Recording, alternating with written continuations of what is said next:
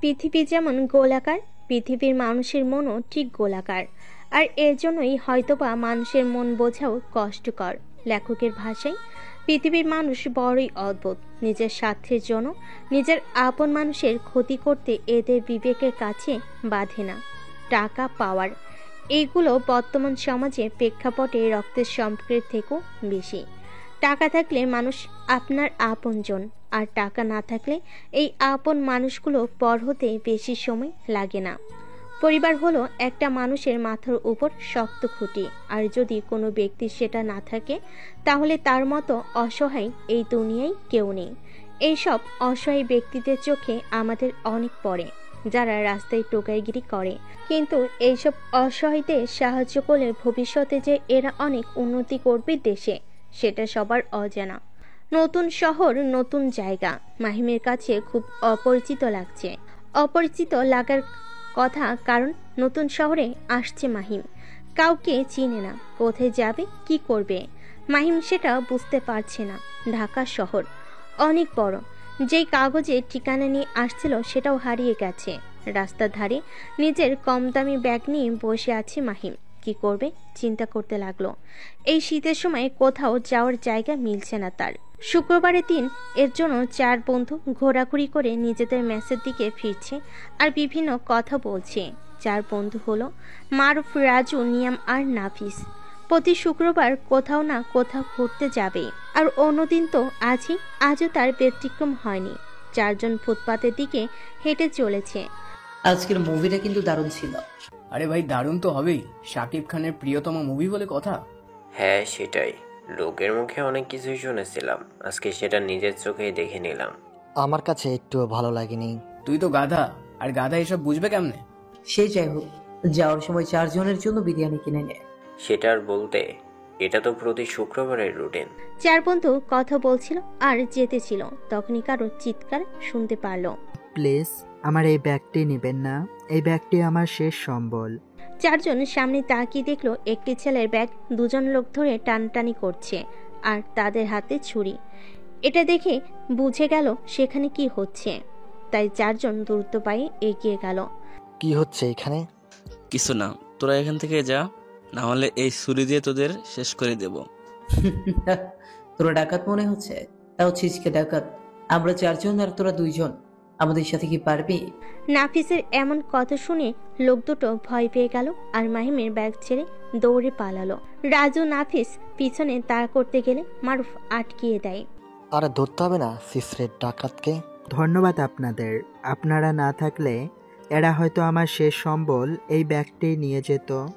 মারুফের কথা শুনে 4 জন এবার সামনে ভালো করে তাকিয়ে দেখলো একজন ছেলে, যার গায়ে খুব কম দামি পোশাক, চোখে মোটা ফ্রেমের চশমা, আর হাতে খুব কম দামি ব্যাগ, যেটা একটু আগে ছিনতাইকারী বা ডাকাত বলা যায় তারা কেড়ে নিতেছিল। এই ছেলে, তুমি এত রাতে এখানে কেন? আসলে ভাই, আমি ঢাকা শহরে নতুন, তাছাড়া কিছু চিনি না, আর এসে থাকার জায়গা ম্যানেজ করতে পারিনি। এই ঢাকা শহরে থাকার জন্য তুমি এত বাসা পাবে না, কারণ এখানে বেশিরভাগ বাসা বিবাহিত ছাড়া দেয় না। জি ভাই। তো আমার পাশে তো দেখছি বই খাতা বাঁধা আছে, স্টুডেন্ট নাকি? জি ভাই, আমি গ্রাম থেকে ঢাকা ভার্সিটিতে ট্রান্সফার হয়ে এসেছি। কি গ্রাম থেকে? সেটাও কেমনে? আসলে ভাইয়া, আমার এক পরিচিত স্যার, উনি কেমনে যেন ম্যানেজ করছে। ও আচ্ছা, সে যাই হোক, তুমি এখন কোথায় যাবে? কোথায় আর যাব, এই রাস্তায় রাত কাটাতে হবে, তাছাড়া যাবার জায়গা নেই। পাগল নাকি তুমি? এই ঢাকা শহরের রাতে কত কিছুই হয় জানা নেই তোমার? কিন্তু একটু আগেই তোমার সাথে কি হলো দেখলে তো? তুমি রাস্তায় চোখ বন্ধ করবে আর সকালে উঠে দেখবে কোনো ডাস্টবিন বা কবরে। প্লিজ ভাই, এইভাবে বলবেন না, আমার খুব ভয় করছে। মাহিম নিচের ব্যাগ শক্ত করে ধরল। মাহিমের এই কাণ্ড দেখে রাজু মুখ টিপে হাসলেন, যা বুঝতে পেরে মারুফ চোখ গরম করে তাকালো। মারুফ, বলছিলাম কি, আমাদের রুম তো অনেক বড়, তাছাড়া একজন থাকার জায়গা আছে, তুই যদি চাস তাহলে।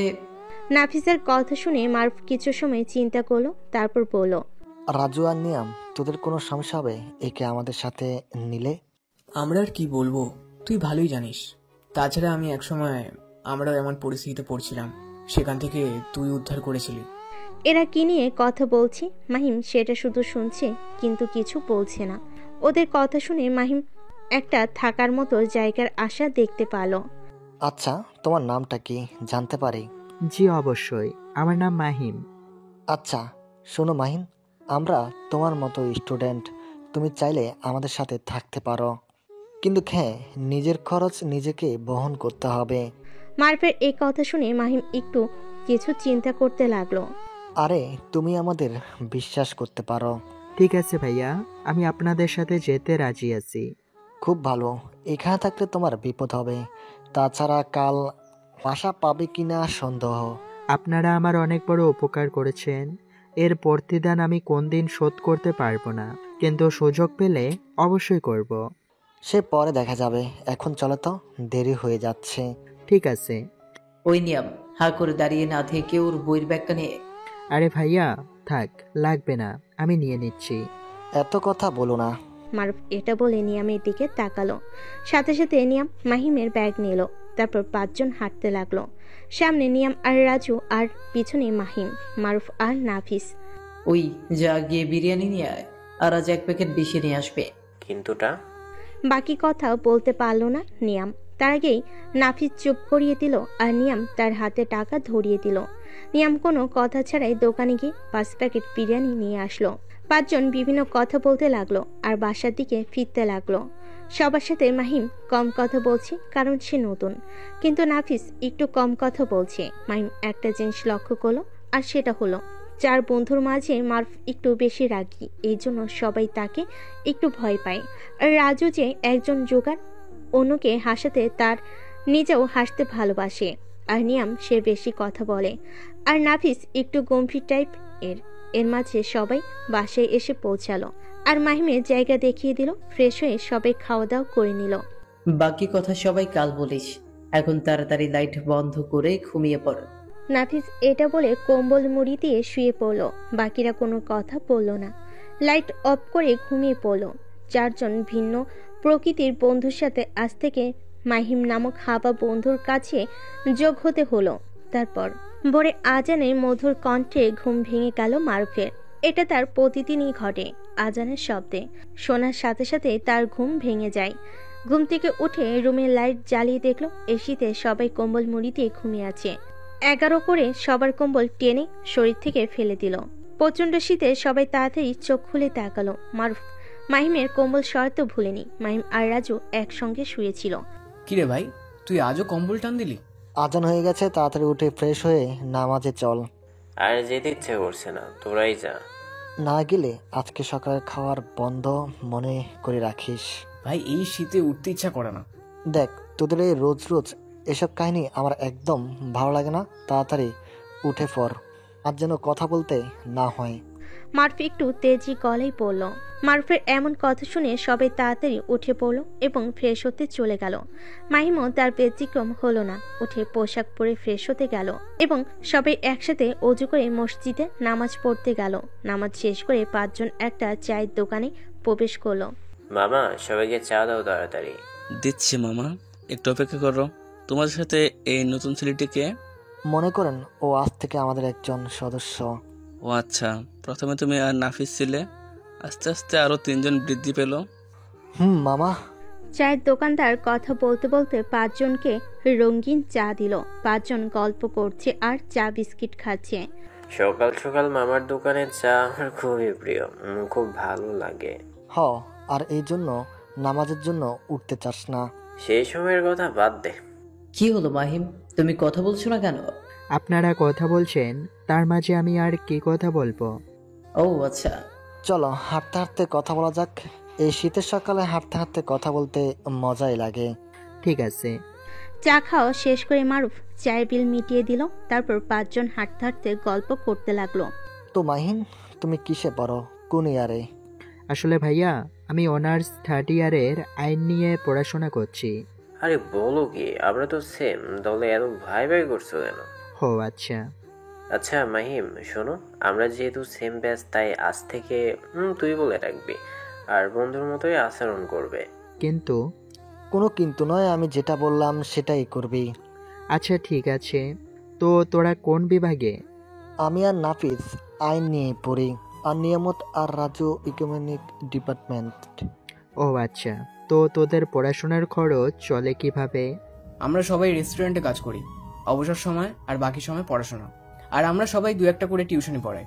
ও আচ্ছা, আমার জন্য ব্যবস্থা করে দিতে পারবি? হ্যাঁ, চেষ্টা করে দেখছি। তাছাড়া আমরা তো আর তোর খরচ বহন করতে পারবো না। তোর নিজের খরচ নিজেরই চলতে হবে। হ্যাঁ, সেটা ঠিকই বলছিস নাফিস। আচ্ছা, সমস্যা নেই, আমি যেখানে কাজ করি সেখানকার ম্যানেজারকে বলে দেখবো তোর কাজ হয় কিনা। এইভাবে 5 বন্ধু বিভিন্ন রকম গল্প করতে লাগলো এবং হাঁটতে হাঁটতে নিজেদের ম্যাচের দিকে যেতে লাগলো। এই সকালে অনেকেই অনেক জায়গায় কাজে যাচ্ছে, আবার অনেক ছোট ছোট বাচ্চারা আরবি পড়তে যাচ্ছে। এই শীতের সকালে কাঁপতে কাঁপতে আরবি পড়তে যাওয়া শৈশবের একটি স্মৃতিময় জীবন। রাজু আর নিয়াম মিলে কিচেনে সকালে নাস্তা রেডি করছে, আর নাফিস তাদেরকে সাহায্য করছে। সকালের খাবার তারা পরোটা আর আলু ভাজি করেছে, নাফিস আলু কাটছে। আরে ভাই তাড়াতাড়ি কাট, এদিকে তো রুটি পাওয়াটা হয়ে গেল। আরে ভাই, কাটছি তো, তুই একটু এসে সাহায্য কর। হ্যাঁ, তোর কাজ তুই কর, আমি করতে যাব কেন? আমার কাজ রুটি শাখা, আর আমি সেটাই করব। শালা হিংসুটে, আর এই সময় মারুফের বাইরে যাওয়া লাগলো। ওর তো কি একটা কাজ বাজছে, এই জন্যই বাইরে গেল। মাহিম রুমের মাঝে নিজের বইগুলো গুছাতে ছিল এবং নিজের পোশাক আশাকগুলো। একটু কিচেনের দিকে এসেছিল, তখনই তাদের কথাবার্তা শুনতে পেল। আরে, তোর হেল্প লাগলে আমাকে বলবি তো, আমি তো বসেই আছি। আরে তোরে কিভাবে বলি, তুই কাল সারাদিন জার্নি করেছিস, আবার আজ নিজের কাজগুলো করছিস। তাছাড়া যে শালা সাহায্য করবে সেই তো হিংসা করছে। আরে ভাই, আমি জার্নি করেছি তো কি হয়েছে, তাই বলে কি এইটুকু সাহায্য করতে পারবো না? ঠিকই পারবো, তুই সরে বস, আমি আলু কেটে দিচ্ছি। মাহিম এটা বলে নাফিসকে কোনো কথা বলতে না দিয়ে তার পাশে বসে পড়ল এবং কাটার ছুরি কেড়ে নিল। তুই শুধু দেখ আলু কিভাবে কাটতে হয়। এটা বলে মাহিম আলু কাটতে লাগলো। নাফিসের থেকে জোরে জোরে আলু কাটতে লাগলো। এটা দেখে রাজু আর নিয়াম তো অবাক, সাথে নাফিসও। কিরে ভাই, তুই এত জোরে জোরে আলু কাটটা কিভাবে শিখে গেলি? যেভাবেই তোরা শিখেছিস আমি সেইভাবেই শিখছি, কিন্তু আমি অনেক আগে থেকে নিজের রান্না নিজে করি, এই জন্য এত জোরে জোরে পারি। কেন, তোর মা রান্না করতো না? বাদ দে সেই কথা, অন্য একদিন বলবো। এখন আপাতত আলু কাটতে দে, তোর বক বক শুনলে আমার হাত কেটে যেতে পারে। তুই সাবধানে কাট। মাইমার কথা বাড়লো না, মন দিয়ে আলু কাটতে লাগলো। আর সেটা কিছু সময়ের মাঝে হয়ে গেল। মাহিম নিজে আলু দিয়ে দিল। রাজু সর, আজ আমি আলু ভাজি করছি। আরে না, তুই ভিতরে গিয়ে রেস্ট কর, আজ আমি কাজ করছি। তুই সর তো, নাকি খন্তের বাড়ি খাবি? আরে না। মাহিম যেটা বলেছে সেটাই কর, না হলে তোকে মারতে পারে। রুটি বানানো হয়ে গেলে মাহিম আলু ভাজি করতে লাগলো। এর মাঝে মারুফ নিজের কাজ থেকে ফিরে আসলো এবং কিচেনে এসে দেখলো নতুন বাবুচি রান্না করছি, মানে মাহিম। কিরে, তোরা রান্না না করে মাহিনকে দিয়ে করাস? তোরা তো জানিস ও আজকে এখানে নতুন। আরে ওদের কোনো দোষ নেই, আমি নিজেই করছি। তুই তোর নিজের কাজ রেখে এগুলো করছিস কেন? এগুলো করার জন্য তো বাকিরা আছে। আরে তোরা কাজে চলে গেলে তখন আমি একদম ফ্রি থাকবো, তখন না হয় নিজের কাজগুলো করে নিব। আচ্ছা ঠিক আছে, তুই যা, ভালো বুঝিস। আরে তোরা বসে না থেকে গিয়ে ফ্রেশ হয়ে যায়, খেয়ে কাজে যা। 4 জন ফ্রেশ হতে চলে গেল। মাহিম আলু ভাজি করতে লাগলো। খুব তাড়াতাড়ি রান্না হয়ে গেল। সেগুলো খাবার টেবিলে সাজানো। 5 জন যে রুমে থাকে সেই রুমটা একটু বড়ই, তাই এখানে খাবার টেবিলও আছে। 5 জন খাবার টেবিলে বসে খাওয়া শুরু করলো। সবাই মাহিমের আলু খেয়ে প্রশংসা করলো। খাওয়া দাওয়া শেষ করে যে যার মতন রেডি হয়ে নিল। আচ্ছা, তুই বাসায় থাক, আমরা সন্ধ্যার সময় ফিরে আসবো। ঠিক আছে, আর আমার জন্য কিছু একটা ব্যবস্থা করিস। আচ্ছা। তারপর 4 জন বিদায় নিয়ে ম্যাচ থেকে কাজের উদ্দেশ্যে বেরিয়ে গেল। আর মাহিম খাবার টেবিল গুছিয়ে নিজের জামা কাপড় এবং অন্যান্য জিনিসগুলো ঠিক করতে লাগলো। সারাদিন মাহিমের কোনো রকম কাটলো। শুয়ে থেকে বসে থেকেই তার দিন গেল। এছাড়া আর কি বা করবে, তেমন কিছু চিনে না। আবার বাইরে একলা ঘুরতে যেতেও পারবে না, তাই রুমে বসে বোরিং টাইম পার করছিল। নিজের রুমে বোরিং টাইম পার করছিল। একটা বাটন ফোন, সেটা নিয়ে সাপ গেম খেলছিল। তখনই কাজ থেকে ফিরে আসলো রাজু। এসে নিজের বিছানায় ধপাস করে বসে পড়ল। আর ভালো লাগে না, এই বালের ডেলিভারি কাজ কেউ করে? সারাদিন খাটতে খাটতে মরি, তবু কাজ শেষ হয় না। কি আর করবি, কাজ তো কাজই। ধুরবাল, একটা ভালো জব পেলে এটা লাথি মুড়ে ফেলে দেবো। সারাদিন গলি ঘুরতে শেষ। কি আর করবি, বেঁচে থেকে সংগ্রাম করতে হলে এটাই করতে হবে। ভাই, একটু পানি দে তো, প্রচুর মাথা ব্যথা করছে। হুম। মাহিম কিচেন থেকে গ্লাসে করে পানি এনে দিল। সেটা রাজু খেয়ে কিছু সময় রেস্ট নিয়ে গোসল করতে গেল। এরই মাঝে মাগরিবের আজান দিতে লাগলো। আজান হবার সাথে সাথে মারুফ আর নিয়াম কাজ থেকে ফিরল। তারা এসেও ক্লান্ত হয়ে বিছানায় শুয়ে পড়ল। কিরে, তোরাও ক্লান্ত? কি আর করার, আজ শনিবার, আমরা তো অন্যদিন হাফ করি, আজকে ছুটি, তাই আজকের দিনে চাপ বেশি। আচ্ছা ঠিক আছে, তোরা বিশ্রাম নে। হুম। আচ্ছা নাফিস কোথায়, কাজ করে? সে এখনো ফিরলো না তো? আল্লাহ জানে, ওর দোকানে এত কি কাজ থাকে যে ফিরতে লেট হয়। আমার আর কাজ, এটা ওটা দেখানো কাস্টমারকে। মারুফের কথার মাঝেই নাফিস চলে আসলো। মাহিম সবাইকে পানি দিল। হ্যাঁ, তোরাই তো ভালো, ও তো মেয়ে ফোন দেয়। চুপ কর শালা। উচিত কথা বললে দোষ। রাজু গোসল করে বের হলো। বের হয়ে দেখলো সবাই চলে আসলো। কিরে, চলে আসছিস যখন গোসল করে না? বাবারে যে শীত! রাজু শীতে কাঁপতে কাঁপতে বলল, তুই তো এমনিতেই শীতে কাঁপিস। আমি তো ভাবছি আজ গোসল করব না। শালা সর। বেশি বকবক না করে তুই গোসল করে আয় সবার আগে। দোস্ত, এই শীতে রোজ গোসল করতে নেই। তুই যাবি না কি ঠান্ডা পানি দিব? নিয়াম মারুফের তাড়া খেয়ে দ্রুত নিজের পোশাক নিয়ে বাথরুমে চলে গেল। আর এইদিকে সবাই হাসতে লাগলো। আচ্ছা শোন, ওর গোসল করতে করতে কি রান্না হবে সেসব ম্যানেজ করে নেই। সেটা তো করতেই হবে।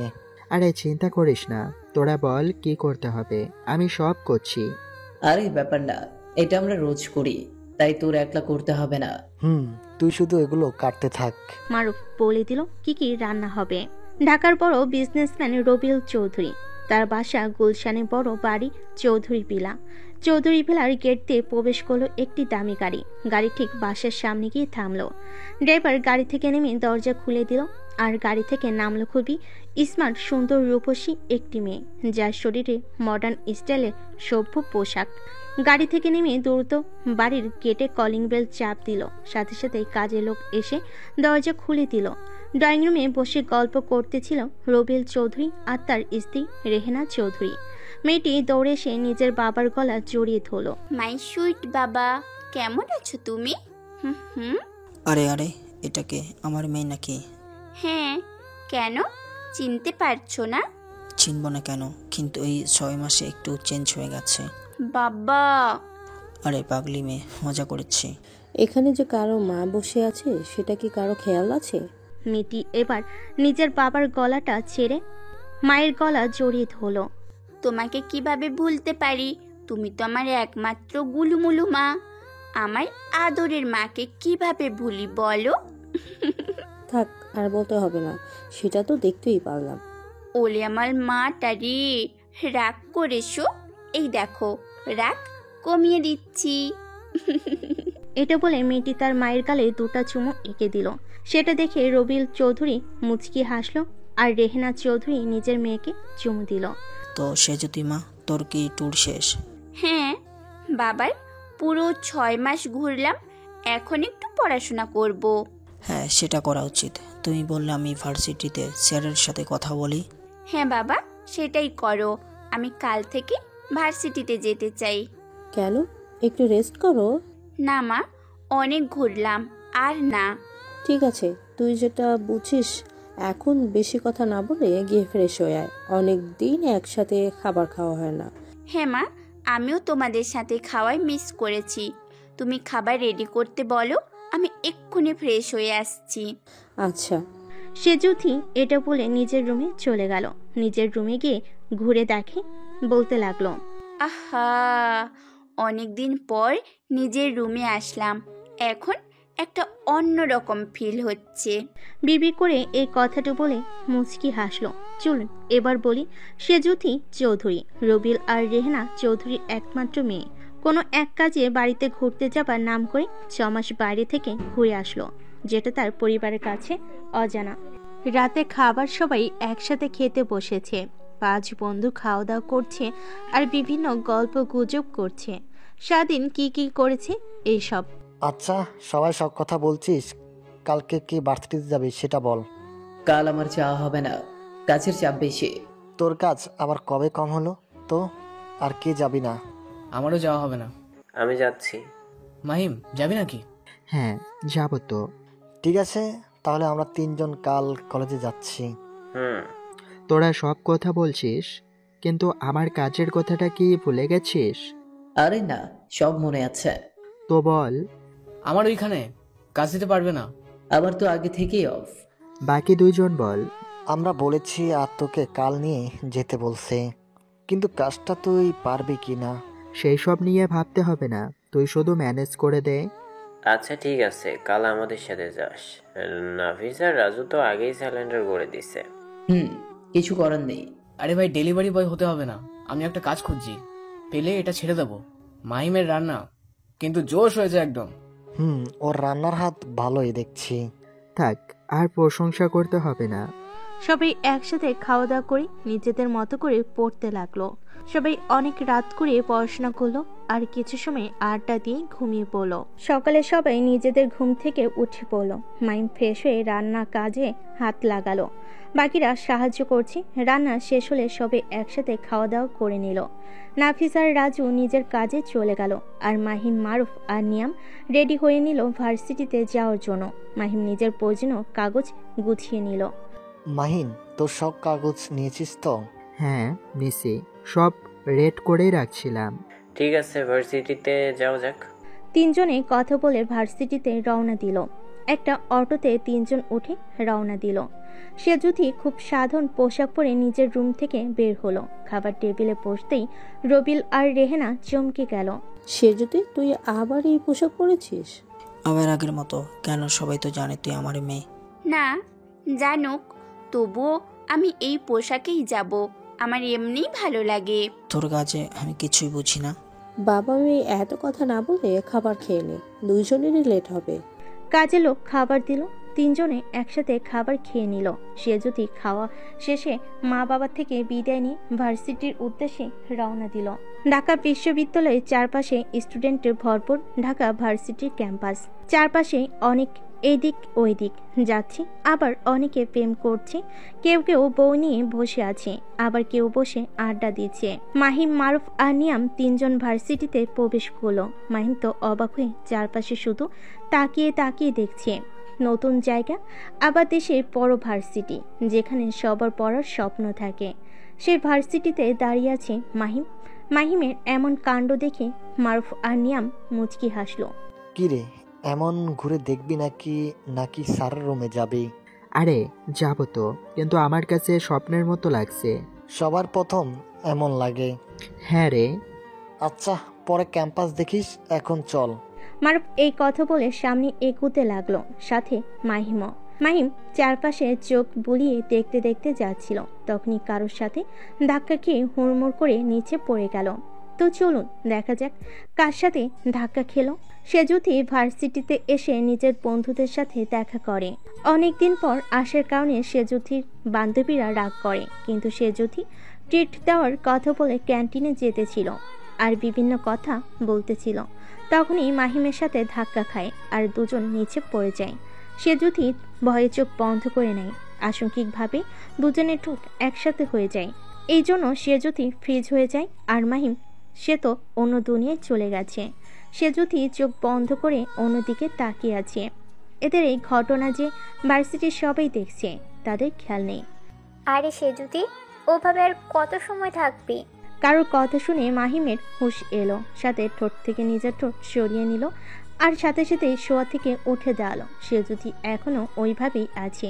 মাহিম তাড়াতাড়ি হাত বাড়িয়ে দিল। সরি, আমি ইচ্ছে করে আপনাকে ধাক্কা মারিনি। আসলে আমি খেয়াল করিনি যে আপনি সামনে আসছেন।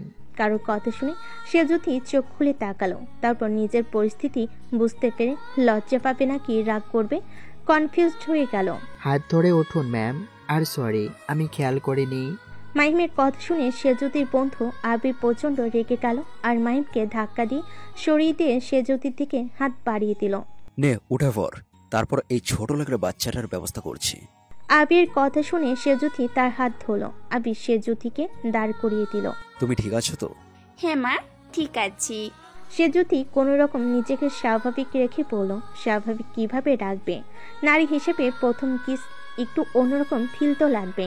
সে যদি সাথে ঠিক সেটাই হয়েছে, তবুও কাউকে বুঝতে দিল না। মাঝে মাঝে মাহিমের দিকে তাকাচ্ছে।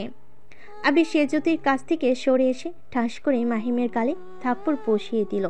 এমন কাজে চারপাশে থাকা সবাই অবাক। মারুফ আর নিয়াম এত সময় বন্ধুর রোমান্টিক সিন দেখতেছিল, কিন্তু এখন তারা হয়তো অ্যাকশন দেখবে। দুজন আবিরের কাছে আসলো। আবির প্লিজ মাহিনকে কিছু করিস না, ও নতুন তাই কিছু জানে না তোদের সম্পর্কে। আমার সম্পর্কে জানুক আর না জানুক, ওর সাহস হলে কি করে সে জ্যোতির সাথে ধাক্কা খাওয়ার? ভাইয়া আমি দেখতে পারিনি। মাহিম গালে হাত দিয়ে বলল, চোখ কি বাসায় রেখে আসছিস? আমি ওর পক্ষ থেকে সরি বলছি, প্লিজ মাফ করে দে। ঠিক আছে, মাফ করতে পারি যদি ও সে যদি পা ধরে ক্ষমা চায়। আবির এটা একটু বেশি হয়ে যাচ্ছে না? দেখ, তোর পরিচিত বলে বেশি কিছু বলছি না, তাই বলে এই না যে ওরে মাফ করে দেব। শালাকে এ থেকে কঠিন শাস্তি দেওয়া উচিত। আরে তোরা দাঁড়িয়ে আছিস কেন? কয়েক ঘা লাগিয়ে দে। মাহিম মাথা নিচু করে দাঁড়িয়ে আছে। নিয়াম আর মারুফ আবিরের অনেক বোঝানোর চেষ্টা করছে, কিন্তু আবির বুঝতে চাইছে না। সে যদি মাহিমের মুখের দিকে তাকালো। কি নিষ্পাপ চেহারা, চশমা পরা অবস্থায় খুবই ইনোসেন্ট লাগছে। সে যদি এক কথায় ক্রাশ খেলো। কিরে সে জ্যোতি, তুই কি চাস? তুই যদি বলিস আরো কঠিন শাস্তি দেব। হ্যাঁ, তুই শুধু বল। এই বিষয়টি বাদ দে, এমনিতে মাহিনের আজ প্রথম দিন। আর প্রথম দিন ওর চোখ সেজুতির উপর পড়ছে। বিশ্বাস করেন ভাই, আমি তারে দেখিনি, সে তো হঠাৎ আমার সামনে চলে আসছে। তোরে কথা বলতে কে বলেছে? এটা বলে আমি তেরে গেলাম, কিন্তু নিয়াম আর মারুফ আটকে ধরল। মাহিম নিজের ফুল স্বীকার করার জন্য রেডি হলো, কারণ সে চায় না একটু সমস্যার জন্য নিজের বন্ধুরা বিপদে পড়ুক। ছোট ধাক্কা বিষয় বড় হয়ে গেছে, তাই চারপাশে সবাই দাঁড়িয়ে তামাশা দেখতে লাগলো। আচ্ছা ঠিক আছে, আমি আপনার কথা রাজি। আমি ওনার পা ধরে মাপ চাইব। মাহিম ইনোসেন্ট ফেস নিয়ে পড়ল, যেটা দেখে সেজুথি আরেক দফা ক্রাশ খেলো। মাহিমের কথা শুনে মারুফ আর নিয়াম অবাক হয়ে গেল। তোর মাথা ঠিক আছে? তুই কেন? চুপ কর, আমি ঝামেলা চাই না। আমার এসব একদমই ভালো লাগে না, তাই আমি ওনার পা ধরে মাপ চাইব। এই তো বুদ্ধিমানের কাজ, না হলে কঠিন শাস্তি দিতাম।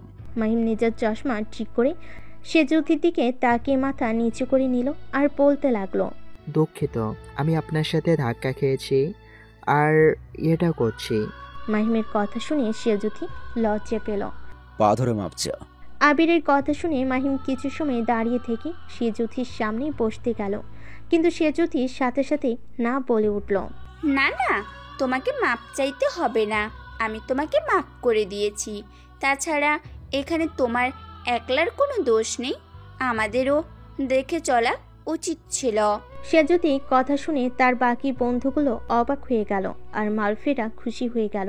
সেজুথির কথা শুনে আবির খুব রেগে গেল। মাহিম চলে যাবার সময় বলল, সাবধানে থাকিস, তুই আমার নজরে পড়ে গেছিস। তারপর কিরে সে জ্যোতি, তুই ওরে ছেড়ে দিলি কেন?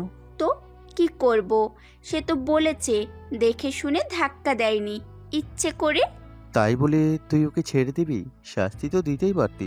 এইসব কথা বাদ দে। সেজুতির কিসের সিনটা কিন্তু সেই ছিল। ভার্সিটির সবাই ফ্রিতে রোমান্টিক সিন দেখলো। দেখ, এইটা ভুল বশত হয়েছে, তাই বাদ দে, না হলে খুব খারাপ হয়ে যাবে কিন্তু। নুপুরের কথা শুনে কিছু সময় আগের কথা মনে পড়ে গেল। সেজুথি মনে মনে বলল, ইস, জীবনে প্রথম কিসে ছেলেটি তো ভুল করে দিয়ে ফেলেছে। এখানে আমার রাগ হবে না, আমার অন্য ফিলিংস কেন হচ্ছে? তোর কথা বড় সহজ।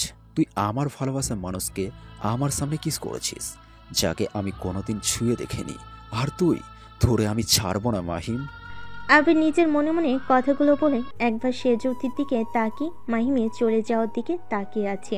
আচ্ছা চল ক্লাসে যাওয়া যাক, অন্যদিন খাওয়াবো তোদের, আজ ক্লাস করব, অনেকদিন ক্লাস করা হয়নি তো।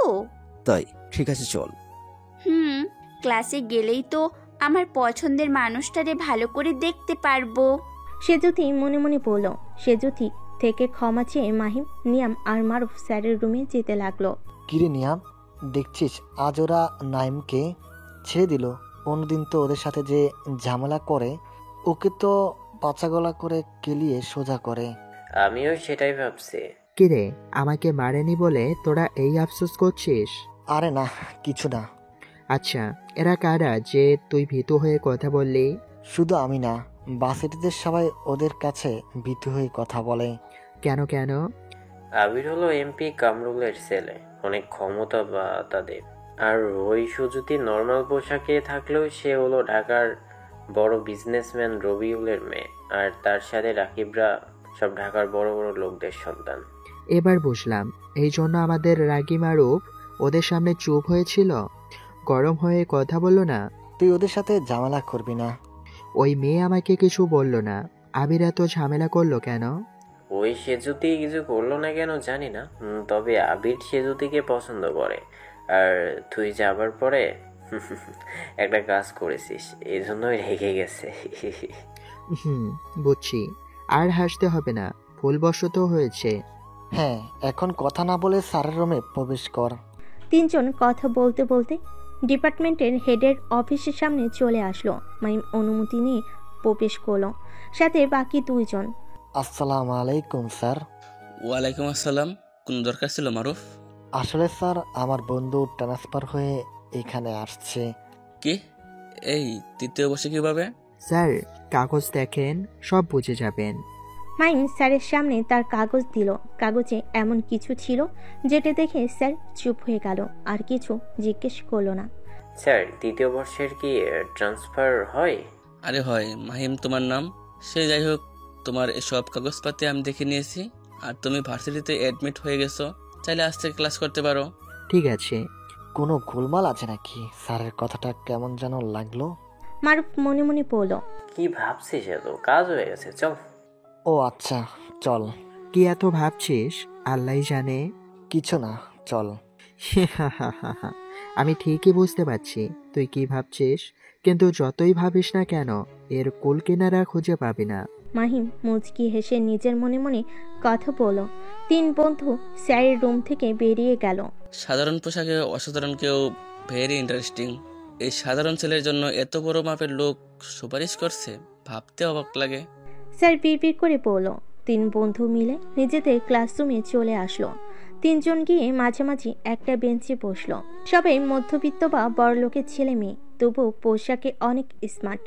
একমাত্র মাহিমের ছাড়া, সেজন্য মাহিম ক্লাসে ঢোকার সাথে সাথেই সবাই হাসাহাসি শুরু করে দিল। এটা দেখে মাহিম মাথা নিচু করে নিল। কিছু মনে করিস না, এরা এমনই, মানুষকে এরা বুঝতে পারে না। একটু খুঁত পেলে এরা সেটাকে নিয়ে হাসি তামাশা করে। আরে কি মনে করব, আমি যা, ওরা সেটাই বলছে। ধুর, নিজেকে কখনো ছোট ভাববি না। তুই যদি নিজেকে ছোট ভাবিস, তাহলে তো অন্যরা তোকে ছোট ভাববেই। তুই কথাটা একদম ঠিক বলেছিস মারুফ, আর এই মাহিমের এই কথাটা সবসময় মনে রাখবে। আচ্ছা ঠিক আছে। একজন এসে মারুফকে বলল, কিরে মারুফ, তোদের সাথে এই ভিখারিটা কে? দেখ শাহিদ, ও ভিখারি না, ও আমাদের বন্ধু, নাম মাহিন মারুফ। হ্যাঁ, তোদের কেমন রুচি? তোদের রুচি এতটা খারাপ যে খেদের সাথে বন্ধুত্ব করছিস? ইস, কি পোশাক পরে আছে, রাস্তার ফকিরও এর থেকে ভালো পোশাক পরে। সাহেবের কথা শুনে আরেকটা ছেলে এসে বলল, আরে কাদের কি বলছিস? ওরাই তো হাফ খেত, তাই ওদের রুচি সম্পর্কে তুই জানবি না। হ্যাঁ। ছেলেটি কথা শুনে ক্লাসের বাকিরা হেসে দিল। দেখ, আমরা কি করব না করব সেটা আমাদের বিষয়, তোরা তোদের রাস্তা দেখ। আমরা কার সাথে থাকবো, বন্ধুত্ব করব, সেটা আমরা ভাববো। তাই এখান থেকে যা তো। তেড়ে দিচ্ছিস, এর ফল ভালো হবে না। এটা বলে ছেলে দুটো নিজেদের জায়গায় গিয়ে বসলো। এসব কথা শুনে মাহিম মারুফের বেঞ্চে থেকে উঠে পিছনে চলে গেল। আরে কোথায় যাচ্ছিস? উঠলি কেন? কিরে, কথা বলিস না কেন? চলে আসলি কেন? তো কি করব, দেখলি না আমি তোদের সাথে ছিলাম বলে কত কথা শুনতে হলো তোদের। এক চর মারবো তোকে। কে কি বলছে সেটা তোকে কে দেখতে বলছে? আমাদের কোনো সমস্যা হচ্ছে না, তাহলে তোর কেন সমস্যা হচ্ছে? আমার সমস্যা হচ্ছে কারণ আমার জন্য আমার বন্ধুরা কথা শুনছে, সেটা আমি চাই না। বন্ধু যখন ভাবিস, তাহলে ওইসব কথায় কান দিবি না। চল আমাদের সাথে। আর যদি এমন করেছিস, তাহলে তোর সাথে বন্ধুত্ব রাখবো না। মারুফ একটু নরম গলায় বলল। মাহিম ইনোসেন্ট হয়ে নিয়ামের দিকে তাকালো। নিয়াম মুখ ঘুরিয়ে নিল। কেয়ার করা আবার আগের জায়গায় বসে পড়ল। ইনোসেন্ট ফেস নিয়ে তাকানোর সময় মেয়েদের সাইডে বসে থাকা সে যুথি মাহিমকে দেখল। সে যদি তো আবার ক্রাশ খেলো। ইস, খেজে এই ছেলেটাকে ওই ইনোসেন্ট ফেস করে থাকতে বলে। ইস, কি ইনোসেন্ট বয় লাগে। চশমার জন্য আরো বেশি ইনোসেন্ট লাগছে। সে যদি মাহিমের দিকে তাকিয়ে এই কথা ভাবল। এরই মাঝে ক্লাসের স্যার আসলো, এসে সবার সাথে মাহিমকে পরিচয় করিয়ে দিল আর সবাইকে বন্ধুত্বপূর্ণ আচরণ করতে বলল। সে যদি মাঝে মাঝে মাহিমের দিকে তাকাচ্ছে, এটা আবির ঠিক খেয়াল করেছে আর রাগে ফুলছে। একবার পিছনে মাহিমের দিকে তাকালো। আবির দেখলো মাহিম মন দিয়ে ক্লাস করছে। আবির, তোমায় এবার কাজটা নিজের হাতেই করতে হবে। প্রতিবার ওই এমকে আমার কাজে বাধা দিচ্ছে। এবার তুমি কিছু করো আর ডিলটা ভালোভাবে সম্পূর্ণ করো। ঠিক আছে বাবা, আজ থেকে তোমার সব কাজ আমি করব, আর এবার ড্রাগস ডিল করতে আমি যাব। তুমি শুধু ঠিকানা বলো। ঠিক আছে, তাহলে তুই আজকে রাতে গোডাউন থেকে মাল নিয়ে ওই জায়গায় যাবি যেখানে লোক থাকে। আর বলতে হবে না বাবা, মনে হচ্ছে এইবার প্রথম আমি এই কাজ করছি। সেটাও ঠিক, আমি তো ভুলেই গিয়েছিলাম আমার ছেলেও এই কাজের ওস্তাদ। হ্যাঁ, আজ পর্যন্ত আমাকে কেউ ধরতে পারেনি, এইবারও পারবে না, তুমি দেখে নিও। এই বিশ্বাস আমার আছে। আর তুই এমকে কে খোঁজার চেষ্টা কর। ঠিক আছে বাবা, তাই হবে। হ্যাঁ, কিন্তু সাবধানে। এমকে কিন্তু আমাদের মতন মাফিয়া নয়, সে হলো রকস্টার, তাকে খোঁজা সহজ হবে না। হ্যাঁ, কিন্তু আমার কাছে কোনো কাজ কঠিন নয়, যে কাজে হাত দিই সেটা সফল করে ছাড়ি। এবার যেন সেটাই হয়। এই কথা বলে আবির আর তার বাবা কামারুল বসে মদ পান করতে লাগলো আর বিভিন্ন কথা বলতে লাগলো। সন্ধ্যার পর সব বন্ধু মিলে আড্ডা দিচ্ছে আর রান্না করছে। আড্ডা দেওয়ার মাঝে নিয়াম বলে উঠল, এই রাজু নাফিজ আজ ভার্সিটিতে কি হয়েছে জানিস? ভার্সিটিতে কি হয়েছে সেটা তো জানিস, তাই না বললে জানবো কেমনে? আরে আজ আমাদের মাহিম ভার্সিটিতে সুন্দরী মেয়ে সেজুতিকে জড়িয়ে ধরে পড়ে গেছে, সাথে কিছু করছে। আরে মামা বলিস কি? তারপর তারপর রাজ খুব এক্সাইটেড হয়ে জিজ্ঞেস করলো। মাহিম তো বেচারা কেটে পড়তে পারলে বাঁচে, আর নিয়াম মারুফ মুখ টিপে হাসছে। তারপর আর কি, লম্বা একটা কিস করলো, এটা ভার্সিটির সবাই দেখলো। আরে আমরা এটা মিস করলাম রে, একদিন ভার্সিটিতে না গিয়ে এসব হলো। আরে ভাই, এটা তো কিছু না, কিন্তু আমরা এতদিন ভার্সিটিতে যাচ্ছি, আমরা এই জব করতে পারলাম না, কিন্তু তুই একদিন গিয়ে লম্বা কেস। আরে ওটা ভালো গোপাল রে। তোরা চুপ কর, ওইটা অন্যভাবে হয়ে গেছে, অসাবধানতাতে। হ্যাঁ, সেটা বুঝতেই পারছিলাম। আচ্ছা মারুফ, ওরা মাহিমকে কিছু বললো না? বিশেষ করে আবির, ভার্সিটিতে সবাই জানে সে যদিকে আবির ভালোবাসে। সেটার বলতে অনেক কাহিনী। এটা বলে সব ঘটনা খুলে পড়ল মারুফ, যেটা শুনে বাকি দুজন অবাক। সে যদি কিছু বলেনি? আমি তো অবাক। আমার মনে হয় সে যদি এক দেখায় মাহিমকে মন দিয়ে ফেলছে। আরে ভাই, তোরা একটা ছোট্ট বিষয়কে কোথায় নিয়ে যাচ্ছিস? দেখে নিস। আচ্ছা, অনেক কথা হয়েছে, এখন খাওয়া দাওয়া করা যাক। এই শীতের মধ্যে বেশি কথা বলা যাবে না। মারুফের কথাই সবাই সহমত পোষণ করলো। মাহিম তো আগে, কারণ এখানে বসে থাকলে সবাই ওকে নিয়ে পৌঁছাবে। রাতে সবাই খাওয়া দাওয়া করে যে যার মতো পড়তে লাগলো। রাজু আর নিয়াম ঘুমিয়ে পড়ল। কি আছে তোমার ওই চোখে, তোমার ওই ইনোসেন্ট ফেসে, যেটা আমার বারবার মনে পড়ছে? আমি তো কিছুই বুঝতে পারছি না। তোমার মুখটাই কেন আমার চোখের ওপর ভাসে? আমি কি প্রথম দেখায় তোমাকে মন দিয়ে ফেললাম? এই না না, এসব কি ভাবছি আমি কেন ওই ছেলের কথা ভাবছি? ধুর, আমার কি যে হলো।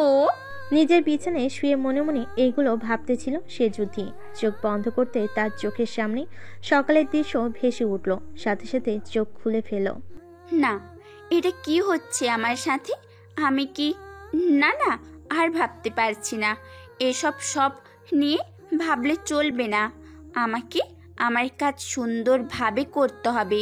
মিশন যেভাবেই হোক শেষ করতেই হবে। সে যুদ্ধি যতই মাহিমের কথা মাথা থেকে ঝেড়ে ফেলতে চাচ্ছে, কিন্তু পাচ্ছে না কোনো রকম ভাবে। কেমন আছো? আমি ভালো আছি স্যার, আপনি কেমন আছেন? আলহামদুলিল্লাহ। শোনো, এত রাতে তোমাকে যেই কারণে ডিস্টার্ব করা। কি যে বলেন স্যার, জানেন তো রাতে আমাদের যোগাযোগ করার সঠিক সময়। আচ্ছা শোনো, তোমার মিশন কত দূর চলছে? তেমনি। আচ্ছা, ওই কেসের পাশাপাশি আরেকটা কেস নিতে হবে। স্যার, একটা সলভ করতে পারলাম না, আবার আরেকটা। সমস্যা নেই, তুমি চাইলে পারবে, আর তোমাকে সাহায্য করার জন্য একজন মেয়ে আছে। কে এসে? তোমাকে আমি তার ডিটেলস পাঠিয়ে দিয়েছি, দেখে নিও। আচ্ছা স্যার। সাবধানে করবে, দ্বিতীয় কেস অনেক কঠিন, তোমাকে রক্সের সাথে লড়তে হবে। সমস্যা নেই, আমি সবার সাথে লড়তে প্রস্তুত আছি। আচ্ছা ঠিক আছে, আমি রাখছি এখন। ফোন কেটে দেওয়ার পর আরকে নিজের ফোনে কিছু ফাইল দেখতে লাগলো, বলতে গেলে ইমেলে আসা মেয়েটির ছবি দেখে অবাক হয়ে গেল, কারণ মেয়েটি তার খুব পরিচিত। বাহ, এই মেয়েটি ভালো হয়েছে, একই জায়গায় দুজন। আরকে এটা বলে মুচকি এসে নিজের রুমে এসে চারপাশে চোখ বুলি মুচকি হেসে ঘুমিয়ে পড়ল। সমুদ্র বন্দরে একটা জাহাজ থেকে বিভিন্ন পণ্য নামাচ্ছে লেবার। তখনই সেখানে অনেক কয়েকটা গাড়ি এসে ভরে গেল। গাড়ি থেকে লোক নেমে গুলি করতে লাগলো, সাথে সাথে সব লেবার ভয়ে পালিয়ে গেল। এই যা তোরা গিয়ে এই জাহাজে লুকিয়ে থাকা সব ড্রাগস বের করে নিয়ে ট্রাকে তোল। ঠিক আছে। নয়নের কথা শুনে সবাই ড্রাগস জাহাজ থেকে নামিয়ে ট্রাকে তুলতে লাগলো, আর নয়ন সিগারেট ধরিয়ে টানতে লাগলো আর বলতে লাগলো, আরে তাড়াতাড়ি কর, পুলিশ আসতে পারে। হুঁ ভাই। নয়ন নিজের ফোন বের করে কাউকে ফোন দিল, কিন্তু ফোন রিসিভ হলো না। আবার ফোন দিল, কিন্তু রিসিভ হলো না। আবার ফোন দেওয়ার সাথে সাথে রিসিভ করলো। অপর পাশ থেকে ব্যক্তি আর চাপা কণ্ঠ শোনা গেল, তুই জানিস না আমি কোথায় থাকি? দেখছিস ফোন ধরছি না, তাও বারবার ফোন দিচ্ছিস কেন? মরা শহর এসে নাকি? সরি ভাই, আমার খেয়াল ছিল না।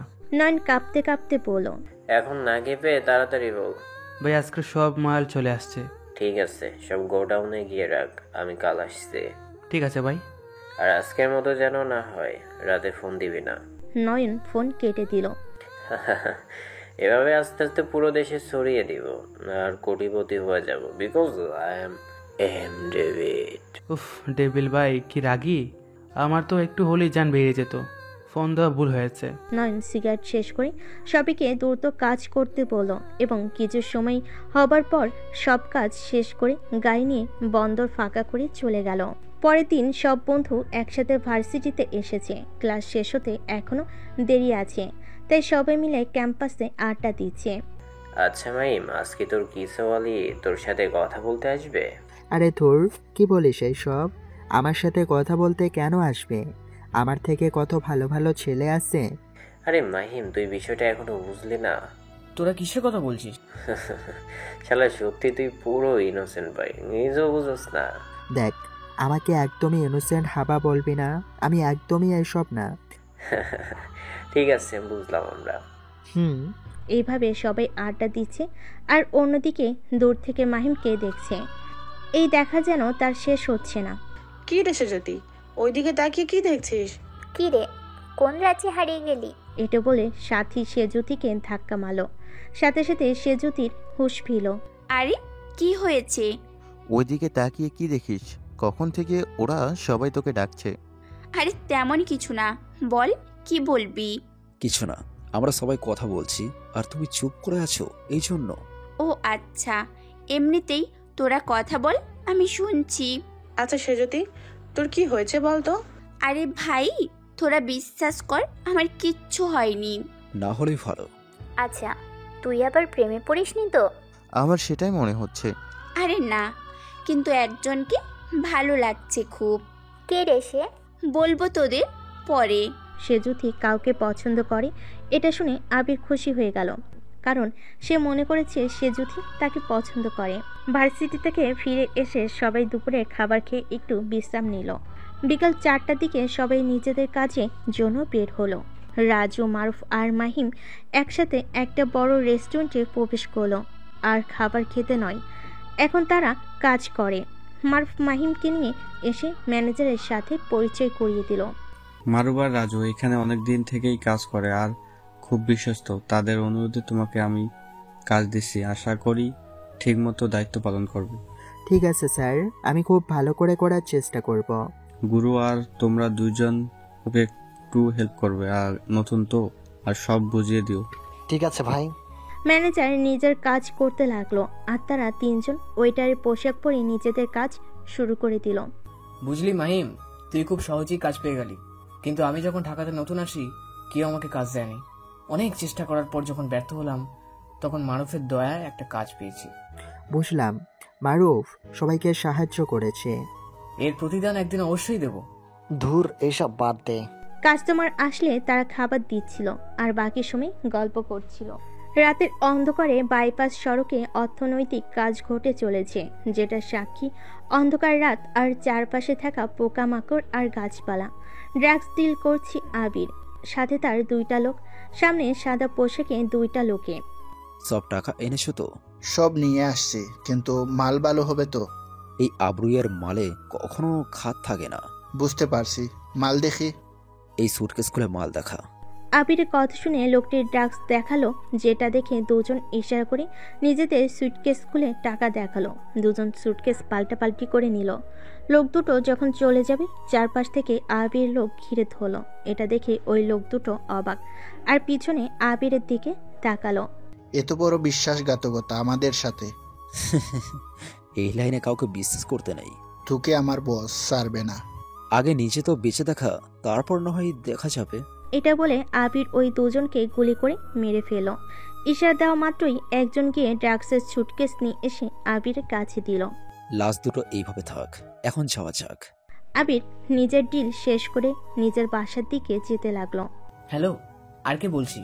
কি স্যার, বলুন। একটি মেয়েলি কণ্ঠের অপর পাশ থেকে বলল, তোমার ভার্সিটিতে কাজ ভালো চলছে?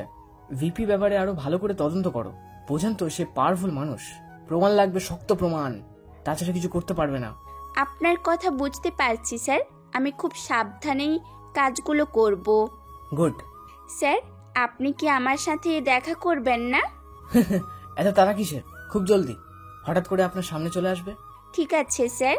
আর হ্যাঁ, তুমি ভার্সিটিতে গিয়ে মারুফের দলের সাথে বন্ধুত্ব করো। কেন স্যার, ওদের সাথে বন্ধুত্ব করতে যাব? আমাকে উল্টো করে প্রশ্ন করছো? সরি স্যার, ভুল হয়েছে। এর পরের থেকে যেন এমন না হয়। ঠিক আছে। ওদের সাথে বন্ধুত্ব করতে বলছি, কারণ তার আমার সন্দেহ হয়, এই জন্য। ঠিক আছে, সেটাই হবে। আগে কিছু উপদেশ দিয়ে ফোন কেটে দিল। এবার কোথায় যাবে বন্ধু? তোমার জন্য তো স্পেশাল মানুষ নিয়ে আসছি। ভার্সিটি ক্যাম্পাসে বসে আছে। দৈনিক ক্লাস শুরু হওয়ার আগে সবাই আড্ডা দিবে। আজও তার ব্যতিক্রম হয়নি। সবাই কথা বলছে, তখনই সেখানে শিয়াজুতির আগমন হয়। এটা দেখে মারুফ বলল, আর তুমি হঠাৎ আমাদের এখানে? কেন, আসতে বারণ আছে নাকি? আরে তা হবে কেন, কোন তো দেখলাম না আমাদের সাথে কথা বলছেন বা আসছেন। আগে হয়তো আসিনি, কিন্তু আজ আসলাম একটা কারণে। মাহিমের দিকে আর চোখে তাকিয়ে, ও আচ্ছা, তাহলে বলেন কোন দরকারে আসছেন? আমি কি তোমাদের বন্ধু হতে পারি? সে যদি হাত বাড়িয়ে পড়ল। কি? 4 বন্ধু অবাক হয়ে পড়ল, শুধু মাহিম বাদে। অবাক হওয়ার কিচ্ছু নেই, আমি সত্যি বলছি। না মানে তুমি তো কারোর সাথে বন্ধুত্ব করো না, তাও গরিবের সাথে তো নয়। আগের কথা বাদ দাও, আমি এখন তোমাদের সাথে বন্ধুত্ব করতে চাই, তবে করবে নাকি বলো? আমরা 5 জন ছেলে আর তুমি একলা মেয়ে, তাও বন্ধুত্ব করতে চাও? কে বললো আমি একলা? আমার সাথে আমার বাকি বন্ধুরাও আছে। কি রে, তোরা কি বলিস? তুই যেটা ভালো বুঝছিস সেটাই করব। আচ্ছা ঠিক আছে, বন্ধুত্ব করতে রাজি আছে, কিন্তু কখনো বড়লোক হয়ে আমাদের তুলনা করা বা অপমান করা যাবে না। আরে পাগল নাকি, এটা কখনো ভাববো না তো, বলা কথা দূর। ঠিক আছে। আর হ্যাঁ, আমাদের সাথে থাকাকালীন কারোর সাথে রেগিং করা যাবে না। তুমি কি মানবে তোমার বন্ধুরা? আমি যেটা বলবো সেটাই শুনবে। ওকে, তাহলে আজ থেকে আমরা বন্ধু। তারপর শিয়াজুথির সাথী আর নূপুর ওদের সাথে ভালো করে পরিচয় হলো। সাথী আর নূপুর একটু অন্যরকম ফিল করছে, কিন্তু শিয়াজুথি খুব ভালো করে আড্ডা দিচ্ছে। মাহিম বরাবর চুপচাপ বসে আছে। শিয়াজুথি মাঝে মাঝে মাহিমের দিকে তাকাচ্ছে, যেটা নাফিস মারুফ ভালোই লক্ষ্য করেছে। বাকি তেমন গুরুত্ব দিচ্ছে না। আজ আবির আর আরিফ আসেনি, তাই বন্ধু মহলে আড্ডা দিতে পারলো না। আর মাহিমের প্লাস মারুফের সাথে বন্ধুত্ব করছে জানতে পারলে কি করবে সেটা ওরাই ভালো জানেন। রাতের অন্ধকারে গোডাউনে মুখোশ পরা অবস্থায় দাঁড়িয়ে আছে টেবিল, আর তার সামনে দাঁড়িয়ে আছে তার লোক। নয়ন, নারী পাচারের ডিলটা কি সম্পূর্ণ হয়েছে? জি ভাই, গতকাল হয়েছে আর খুব ভালোভাবেই পৌঁছে গেছে। Very good. আগামীকাল যেন ড্রাগস আর পরশু যে ইয়াবার ডিল হবে সেটা খুব সাবধানে করবে, কারণ সেটা অনেক টাকার ডিল। যদি কোনো রকমে তোমাদের ভুল হয় তাহলে জান দেওয়া লাগবে। ঠিক আছে ভাই, আমি নিজের সর্বোচ্চ দিয়ে চেষ্টা করব। গুড। ডেভিড কথা বলতেছিল, তখনই তার নজর পড়ে তার দলের মাঝ থেকে একজনের উপর। সে সব কথা ভিডিও করছে। দেখা মাত্রই ডেভিড নিজের বন্দুক বের করে তার পায়ে গুলি করে দিল। লোকটির সাথে সাথে চিৎকার করে উঠল। নিজের বসের এমন কাজ দেখে সবাই অবাক হয়ে গেল। ভাই, তুমি ওকে গুলি করলে কেন? সেটা ওর কাছে গিয়ে দেখ, ওই শালা সব ভিডিও করতেছিল। কি বলেন ভাই? কি বলছি আমি? ওর কাছে যা আর ধরে আমার কাছে নিয়ে আয়। চিৎকার করে ডেভিড বলল। ডেভিডের চিৎকার শুনে সবাই কেঁপে উঠল। তাড়াতাড়ি নয়ন গিয়ে সেই লোকটার কলার ধরে ডেভিডের সামনে নিয়ে আসলো। লোকটি পায়ের ব্যথায় ছটফট করছে। তোকে কে পাঠিয়েছে? নাম কি তার? ভাই, আমাকে কেউ পাঠায়নি। তাহলে ভিডিও করলি কেন? কে কে কে তুই? কোন পুলিশ নাকি? আমি কিছু না। এমন কথা শুনতে শুনতেই ডেভিড রেগে গেল আর সাথে সাথে লোকটিকে গুলি করলো। লোকটি কলার চেপে ধরে ডেভিড বলল, যদি তুই সত্যি সত্যি স্বীকার করিস তাহলে তোকে ছেড়ে দিব। হা হা, আমি জানি তুই আবার থেকে সব শোনার পর তুই আমাকে মেরে ফেলবি। তুই তো সেই চালাক। এত সুন্দর করে বল কে তুই? মরে যাবো তাও বলবো না। লোকটির এই কথা শুনে তো ডেভিড প্রচুর রেগে গেল আর সাথে সাথেই বুক বরাবর গুলি চালিয়ে দিল। শালা আমার দল থেকে আমার সাথে গদ্দারি করা, যাকে উপরে গিয়ে ভালো থাকিস। আমাকে মারলে এতে আফসোস নেই, কিন্তু তোর জন্য খুব আফসোস হচ্ছে, কারণ খুব তাড়াতাড়ি তোর পতন হবে আর সেটা আমার বশ করবে। হা হা। লোকটি এটা বলে নিজের শেষ নিঃশ্বাস ত্যাগ করলো। লোকটির কথা শুনে ডেভিড চিৎকার করে ডাকতে লাগলো, এই এই, কে আমাকে মারবে বল, কথা বল, চুপ হয়ে গেছিস কেন? ডেভিড চিৎকার করে ডাকতে লাগলো, কিন্তু লোকটি উত্তর দিল না। এটা দেখে ডেভিড রেগে গিয়ে আরো গুলি করতে লাগলো। সবাই নিজেদের বসের হিংস্রতা দেখে ভয়ে কাঁপতে লাগলো। নয়ন কোনো রকমে ডেভিডকে বলল, বসও মারা গেছে, আপনি শান্ত হন। নয়নের এই কথা শুনে ডেভিড তড়িৎ গতিতে উঠে ঠাস ঠাস করে চর বসিয়ে দিল নয়নের গালে। তুই থাকতো অন্য কারোর দলের গুপ্তচর আমার দলে ঢুকলো কিভাবে বল আমাকে? চিৎকার করে বলল, কিন্তু নয়ন কোনো কথা বলল না। নিজের গালে হাত দিয়ে চুপ করে দাঁড়িয়ে আছে, মাথা নিচু করে। কেউ কথা বলছিস না কেন? বুঝতে পারিনি ছেলেটি গুপ্তচর হবে, কিন্তু প্রতিবারই তো সে মেয়ে কয়েকটি করে নিয়ে আসতো। আর এটা দেখে বিশ্বাস করে নিলে? এবার ডেভিড নিজের লোকেদের কাছে গিয়ে বন্দুক দেখে চিৎকার করে বলতে লাগলো, তোদের মাঝে কেউ যদি আমার সাথে গাদ্দারি করিস আর সেটা যদি আমি জানতে পারি, তাহলে তোদের এমন ভাবে মারবো যেটা দেখলে তার আত্মা কেঁপে উঠবে। ডেভিডের ভয়ঙ্কর কথা শুনে সবাই মাথা নিচু করে নিল। এটা দেখে ডেভিড মুচকি এসে বন্দুক ঘোরাতে ঘোরাতেই সেই জায়গা থেকে প্রস্থান করলো। ক্যাম্পাসে বসে আড্ডা দিচ্ছে সকলে। নতুন বন্ধুত্বের মাঝে সবাই মানিয়ে নিতে পারছে। সাথী নুপুরও খুব ভালোভাবে মাহিমদের সাথে কথা বলছে। আবির আর আরিফ বাইক নিয়ে ভার্সিটিতে আসলো। প্রতিদিন এর মতো নিজেদের আড্ডা দেওয়া জায়গায় গিয়ে দেখলো সেখানে কেউ নেই। কি রে, ওরা কি আজ আসেনি? আরে এসছে তো, আমি সকালে সেজুতিকে ফোন করেছিলাম, তখন বলল, আর এটাও বলল যে কি ওর সারপ্রাইজ দেবে। ও আচ্ছা। আরিফ এটা বলার পর কিছুটা দূরে তার চোখ গেল, যেখানে সেজুতি মাহিমদের সাথে আড্ডা দিতেছিল। আমি হয়তো বুঝে ফেলেছি তোকে কি সারপ্রাইজ দিবে। মানেটা সামনে তাকালেই বুঝতে পারবি। আরিফের কথা শুনে আবির সামনে তাকালো আর সাথে সাথে রেগে গেল, কারণ সেজুতি হেসে হেসে অন্যদের সাথে কথা বলছে। আমার মনে হয় সেজুতি আস্তে আস্তে তোর থেকে হাতছাড়া হয়ে যাচ্ছে। যেটা কোনোভাবেই হবে না। এই আবির নিজের জিনিস খুব ভালোভাবেই আদায় করে নিতে পারে, কিন্তু এবার মনে হয় সেটাই হবে না। তোর পাখি উড়তে চলেছে। পাখির ডানা কেটে দেবো বেশি বাড়াবাড়ি করলে। এই আবির হাওলাদারকে তো চিনে না। আবির খুব রেগে দাঁত চেপে চেপে কথাগুলো বলল। এখন চল ওদের কাছে যাওয়া যাক। আরিফের কথা শুনে আবির সম্মতি দিল। দুজন হেঁটে তাদের কাছে যেতে লাগলো। খুব কাছে আসলে কয়েকটি কথা কানে আসলো। আচ্ছা মাহিম, তুমি আমার সাথে কথা বলছো না কেন? নাকি সেদিনের জন্য কথা বলছো না? আরে না, কি যে বলেন, আমি সেটা মনে রাখিনি।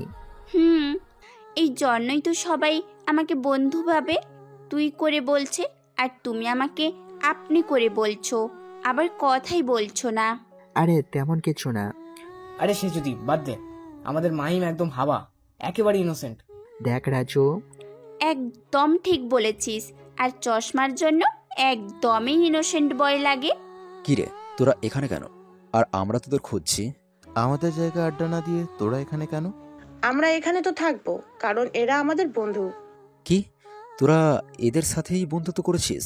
হ্যাঁ করেছি, আর তোরাও করবি। তোর কি এটাই সারপ্রাইজ ছিল?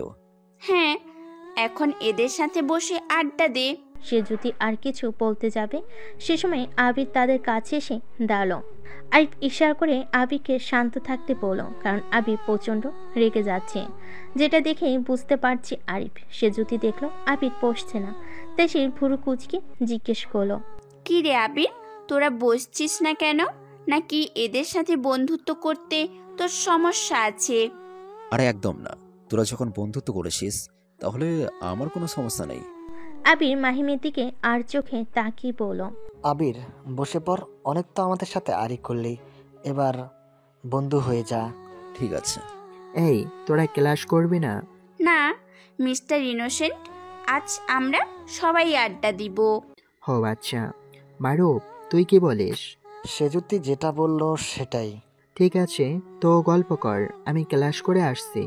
এটা বলে উঠতে গেলে সে যদি মাহিমের হাত ধরে টান মারল, সাথে সাথে মাহিম সে জ্যোতির গায়ের উপর পড়ল। এটা দেখে তো আবির প্রচণ্ড রেগে গেল, আর মাহিম উঠতে গেলে সে জ্যোতি হাত ধরে টান দেয়। এতে মাহিম পড়ে যায় সে জ্যোতিকে নিয়ে। এটা দেখে সবাই হাসছে মুখ টিপে। মাহিম তাড়াতাড়ি উঠে পড়ে। সে জ্যোতি লজ্জায় কথা বলতে পারছে না, কারণ এই কাজ তার জন্যই হয়েছে। আবির এইগুলো দেখে অনেক রেগে যায়, আর নিজের জায়গা থেকে উঠে গিয়ে কোনো কথা ছাড়াই মাহিমকে মারতে লাগলো। বেচারা মাহিম তো মার খাচ্ছে। এত তাড়াতাড়ি এসব হয়ে গেল যে বাকিরা আসলে সামলে উঠতে পারেনি। যখন বুঝলো মারুফ আর বাকিরা আবিরকে আটকাতে চেষ্টা করলো। তোর সাহস কত বড়, তুই সেজুতির উপর পড়ছিস, গতকাল কিস করছিস, আর আজ এটা? তোর খুব বার বেড়েছে না? আজ সব ছুটিয়ে দিচ্ছি। আবির মাহিনকে ছেড়ে দে, আর মারিস না। ও তুই ইচ্ছে করে পড়েনি? ও দেখ, মাহিমকে মারিস না। মাহিমের বন্ধুরা আবিরকে ধরার চেষ্টা করলো আর বিভিন্ন কথা বলতে লাগলো। একসময় তারা আবিরকে ধরে সরিয়ে নিয়ে আসলো। ভার্সিটি ক্যাম্পাসে এমন মারামারি দেখে সবাই ঘিরে দেখতে লাগলো। তোরা ছাড় আমাকে, ওর সাহস দেখে অবাক হচ্ছি, সেজুতির সাথেও। আবির এটা বলল আর জোর করতে লাগলো মারুফদের থেকে ছাড়া পাওয়ার জন্য। এত সময় লজ্জায় সে জ্যোতি চুপ করেছিল। যখন দেখলো আবির মাহিমকে মারছে, সেটা দেখে সেও আবিরকে আটকাতে গিয়েছিল, কিন্তু পারেনি। বাকিরা যখন আবিরকে ধরল, তখন সে জ্যোতি গিয়ে মাহিমকে মাটির থেকে তুলল। মাহিমের ঠোঁট কেটে রক্ত বের হচ্ছে। মাহিম নিজের চশমা খুঁজতে লাগলো। এটা দেখে সে জ্যোতি চশমা মাটি থেকে তুলে দিল। মাহিম সেটা চোখে পড়ে নিল। সরি আপনাকে, বিশ্বাস করুন আমি আপনার গায়ে ইচ্ছে করে পড়িনি। আপনি হঠাৎ করে টান দেওয়ার জন্য তাল সামলাতে পারিনি। হ্যাঁ আমি বুঝছি, তোমার আর বলতে হবে না। তোমার তো ঠোঁট কেটে গেছে আর রক্তও বের হচ্ছে। ওটুকু কিছু না। হ্যাঁ ওনাকে বলেছে। এটা বলে সে জ্যোতি নিজের ওড়না দিয়ে মাহিমের ঠোঁটের রক্ত মুছে দিতে গেল, কিন্তু মাহিম সাথে সাথে বাধা দিল। দেখুন, আপনি যেটা করতে চাইছেন সেটা করবেন না। এমনিতে অনেক মার খেয়েছি, আর পারবো না। বেশি কথা বলবে না, আমার কাজ আমাকে করতে দাও। সে জ্যোতি চোখ রাঙিয়ে বলল। সে জ্যোতির এমন চোখ রাঙানো দেখে মাহিম চুপ হয়ে গেল আর অসহায়ভাবে দাঁড়িয়ে রইল। পাশ থেকে সাথী আর নূপুর এই কথাগুলো শুনে আর সে জ্যোতির কাজ দেখে হাসতে লাগলো মুখ টিপে। সে জ্যোতি মাহিমের কাছে সরে গিয়ে ওড়না দিয়ে ঠোঁটের কোণে লেগে থাকা রক্তটুকু মুছে দিতে লাগলো। আহ! মাহিম ব্যথায় একটু শব্দ করে উঠল। Sorry sorry. এটা বলে সে জ্যোতি ফু দিতে লাগলো। মাহিম এবার এক ধ্যানে সে জ্যোতির দিকে তাকিয়ে আছে। সে জ্যোতি রঙিন ঠোঁটদ্বয় তাকে খুব আকর্ষণ করছে, আর মাহিম তো সে জ্যোতির চোখের মাই পড়ে যাচ্ছে। সে জ্যোতি এমন কাজ দেখে সবাই অবাক, এমনকি আবিরও। মারুফ, রাজু এরা একে অপরের দিকে তাকিয়ে মুচকি হাসলো। সে জ্যোতি রক্ত মুছে দিয়ে মাহিমের দিকে একবার তাকিয়ে মুচকি হেসে আবিরের কাছে গেল। সেজুতি, তুই এসব কি করছিস? ওরে তুই কিছু না বলে আরো রক্ত মুছে দিচ্ছিস। দেখ আবির, প্রথমত এই জন্য মাহিমের দোষ নেই, আমি টান দেওয়ার ফলে এমন হয়েছে। দ্বিতীয়ত মাহিম আমার বন্ধু, তাই কিছু না বলে রক্ত মুছে দিলাম। আর তুই ওরে এইভাবে মারতে গেলি কেন শুনি? ও তোর উপর ইচ্ছে করেই পড়ছে। চুপ, তুই কেমন বন্ধু ভাবিস? মাহিমকে বুঝতেই পারছি। সে যদি তুই ভুল করছিস। সে যাই হোক, ভবিষ্যতে যেন মাহিমের গায়ে হাত তোলা না হয়। মাহিম তুই ঠিক আছিস তো? সরি রে, আমরা থাকতো আবির তোকে মারলো। কিরে কথা বলিস না কেন? আরে মারুফ, মাহিম কথা বলবে কিভাবে? সে তো সেজদির চোখের মায়ায় হারিয়ে গেছে। নূপুরের কথা শুনে মারুফ মাহিমকে ধাক্কা মারল। সাথে সাথেই মাহিমের হুঁশ এলো। কিরে ধাক্কা দিলি কেন? এমনি তোকে ভাবনা জগৎ থেকে ফিরিয়ে আনার জন্য। মানে? সে কিছু না। সে যদি মাহিমের কাছে ফিরে আসলো। আজ আর ক্লাস করতে হবে না, সোজা বাসে যাও। আর তোমরাও যাও। আর যাবার সময় ওরে মেডিসিন কিনে দিও। সে যদি চোখ রাঙিয়ে বলো, ঠিক আছে বোন, মনে থাকবে। তুই এত অধিকার দেখাচ্ছিস যে। তেমন কিছু না, তোরা যা তো। এটা বলে সে জ্যোতির সাথে আর নূপুরকে নিয়ে চলে গেল। মামা তোর জীবনে ভালোবাসা চলে আসছে। এই যে সেজুতি, তোর দেখে নিস। এখন বাসায় যাওয়া যাক। এটা বলে 5 জন ভার্সিটি থেকে বেরিয়ে গেল। আবির, এদের কিছু না করলে তোর তো অবস্থা খারাপ হয়ে যাবে। বিশেষ করে সে যদি তোর থেকে হারিয়ে যাবে। এই আবির সেটা কখনোই হতে দেবে না। খুব তাড়াতাড়ি এদের ব্যবস্থা করব, বিশেষ করে ওই ইনোসেন্ট মাহিমকে। শুধু সঠিক সময়ের অপেক্ষায়। যা করার তাড়াতাড়ি করবি, না হলে বুঝতেই তো পারছিস। চল এখন ক্লাসে। দেখতে দেখতে কয়েকটা দিন কেটে গেল। নাফিস আর মাহিম হাঁটতে হাঁটতে বাজার করে বাসায় ফিরছিল আর বিভিন্ন গল্প করছিল। তখনই তাদের সামনে একটা গাড়ি থেকে মুখোশধারী কয়েকটা লোক নেমে আসলো। আর কোনো কথা না বলেই মাহিম আর নাফিসকে জোর করে বন্দুক দেখে গাড়িতে তুলল। কারা আপনারা? আর আমাদের কোথায় নিয়ে যাচ্ছেন? বেশি কথা বলিস না, শুধু এটা শুনে রাখ, আমাদের বস তোকে তুলে নিয়ে যেতে বলেছে। কিন্তু আমাদের দোষ কোথায়? সেটা তুই বসকে গিয়ে জিজ্ঞেস করিস, এখন বক বক করিস না। নাফিস, আমার খুব ভয় করছে। এরা নিয়ে গিয়ে আমাদের মেরে ফেলবে না তো? আরে ভয় পাস না, দেখি কি হয়। একসময় গাড়ি থেকে পূর্ণ বাড়ির সামনে থামলো। দুজনকে ধরে গাড়ি থেকে নেমে তাদের ভিতরে নিয়ে গেল। বস, আপনার কথা মতো ধরে এনেছি, কিন্তু এটার সাথে আরেকজন ছিল, তাকেও ধরে এনেছি। ভালো করছিস, কিন্তু সাথে এটা কাকে নিয়ে এসেছিস? মুখটি একটু আলোর কাছে নে। লোকটির কথা শুনে দুজনকে আলোর কাছে নিয়ে আসলো। দুজনের মুখ দেখে সাথে সাথে লোকটা ভয় পেয়ে গেল। দ্রুত এসে নিজের লোকেদের চর বসিয়ে দিল।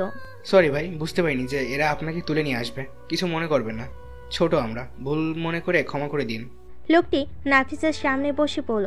এটা দেখে মাহিম সহ লোকটির লোক অবাক হয়ে গেল। তারা ভেবে অবাক হচ্ছে তাদের বস কানকাটা আলম, সে অন্য কারোর কাছে মাথা নত করে আছে। ভাই, কে ও যে ওর সামনে বসে আছে মাথা নত করে? সাধারণ একটা ছেলে। কানকাটা আলম এই কথা শুনে আবার নিজের লোককে চর মারলো আর বলল, সাধারণ কাকে বলছিস? কে জানিস? জানলে প্যান্ট ভিজিয়ে দিবি। কে সে? সে হলো রকস্টার MK এর সব থেকে কাছের মানুষ বলতে পারিস, যার কথা মতো আমার মতো মাফিয়া চলে। সে আর কেউ না, MK এর ডান হাত NK। এই পরিচয় দেওয়ার সাথে সাথেই সবাই হাঁটু গেড়ে বসে পড়ল। মাহিম তো দেখে অবাক হয়ে যাচ্ছে আর নাফিসের দিকে ভীতু চোখে তাকিয়ে আছে। নাফিস বলল, মাহিম আর নাফিসকে কিছু লোক ধরে এনেছিল, মূলত মাহিমকে ধরে আনবে, কিন্তু সাথে নাফিস থাকায় তাকেও ধরে আনছে।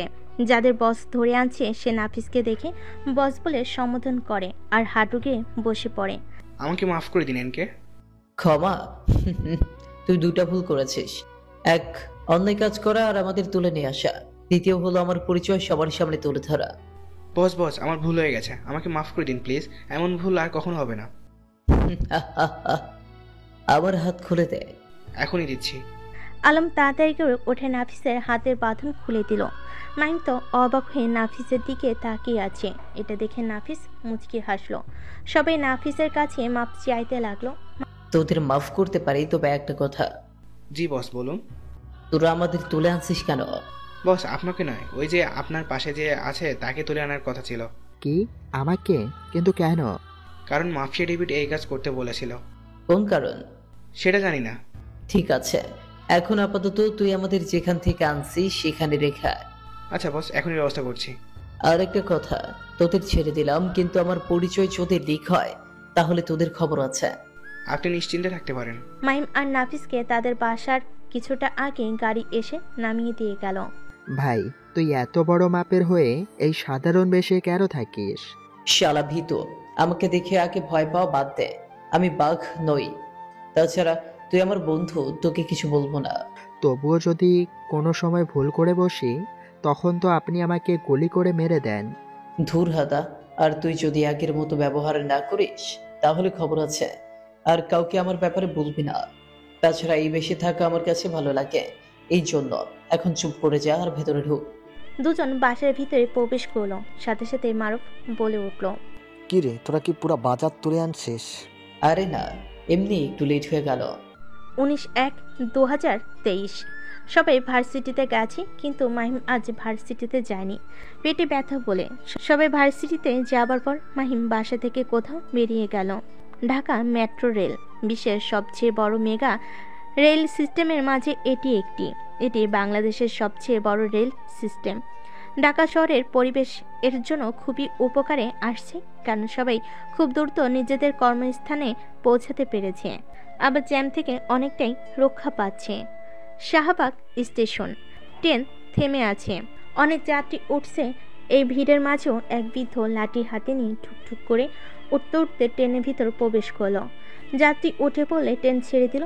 বিদ্যুতের চলার কারণে এটি শব্দহীন। এক স্টেশন পার হবার পর বৃদ্ধ লোকটি বাথরুমে গেল, তারপর নিজের চশমা, দাড়ি, গফ সব খুলে ফেলল, আর বেরিয়ে আসলো একটি যুবকের চেহারা।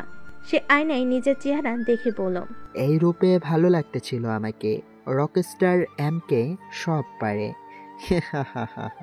তারপর ছেলেটি নিজের হুডি আর ফিনিক্স মাস্ক পরে নিল, বেরিয়ে আসলো বাথরুম থেকে। বয়েস।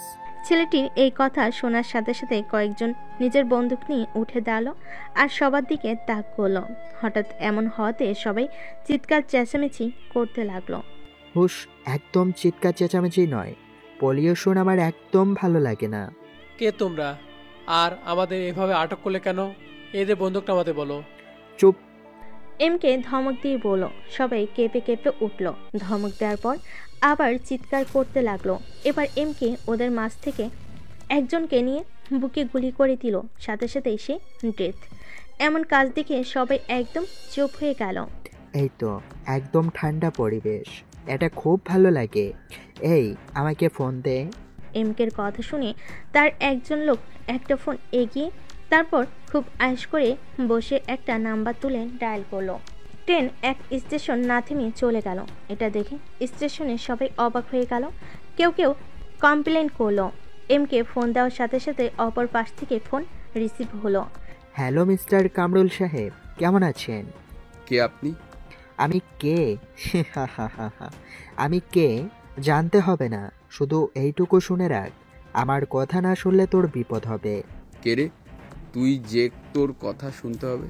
কুল কুল, এত উত্তেজিত হবি না। কে তুই, আর আমাকে থ্রেট দিস? জানিস আমি কে? হ্যাঁ জানি তো, তুই হলে কুখ্যাত অপরাধী, ড্রাগ ব্যবসায়ী, আর কত কি। তাছাড়া তুই এমপি। কে রে তুই? আমি মেট্রো ট্রেন হাইজ্যাক করেছি। কি বলছি সবর কর। তুই ঢাকা বিশ্ববিদ্যালয়ের স্টেশনের আগে আমার দেওয়া অ্যাকাউন্টে যদি 100 কোটি টাকা ট্রান্সফার না করিস তাহলে এই মেট্রো রেল উড়িয়ে দেব। সে দিগ্গা আমার কি, তোর টাকা দিতে যাব কেন? কামরুল, তুই হয়তো ভুলে গেছিস সামনে বছর নির্বাচন।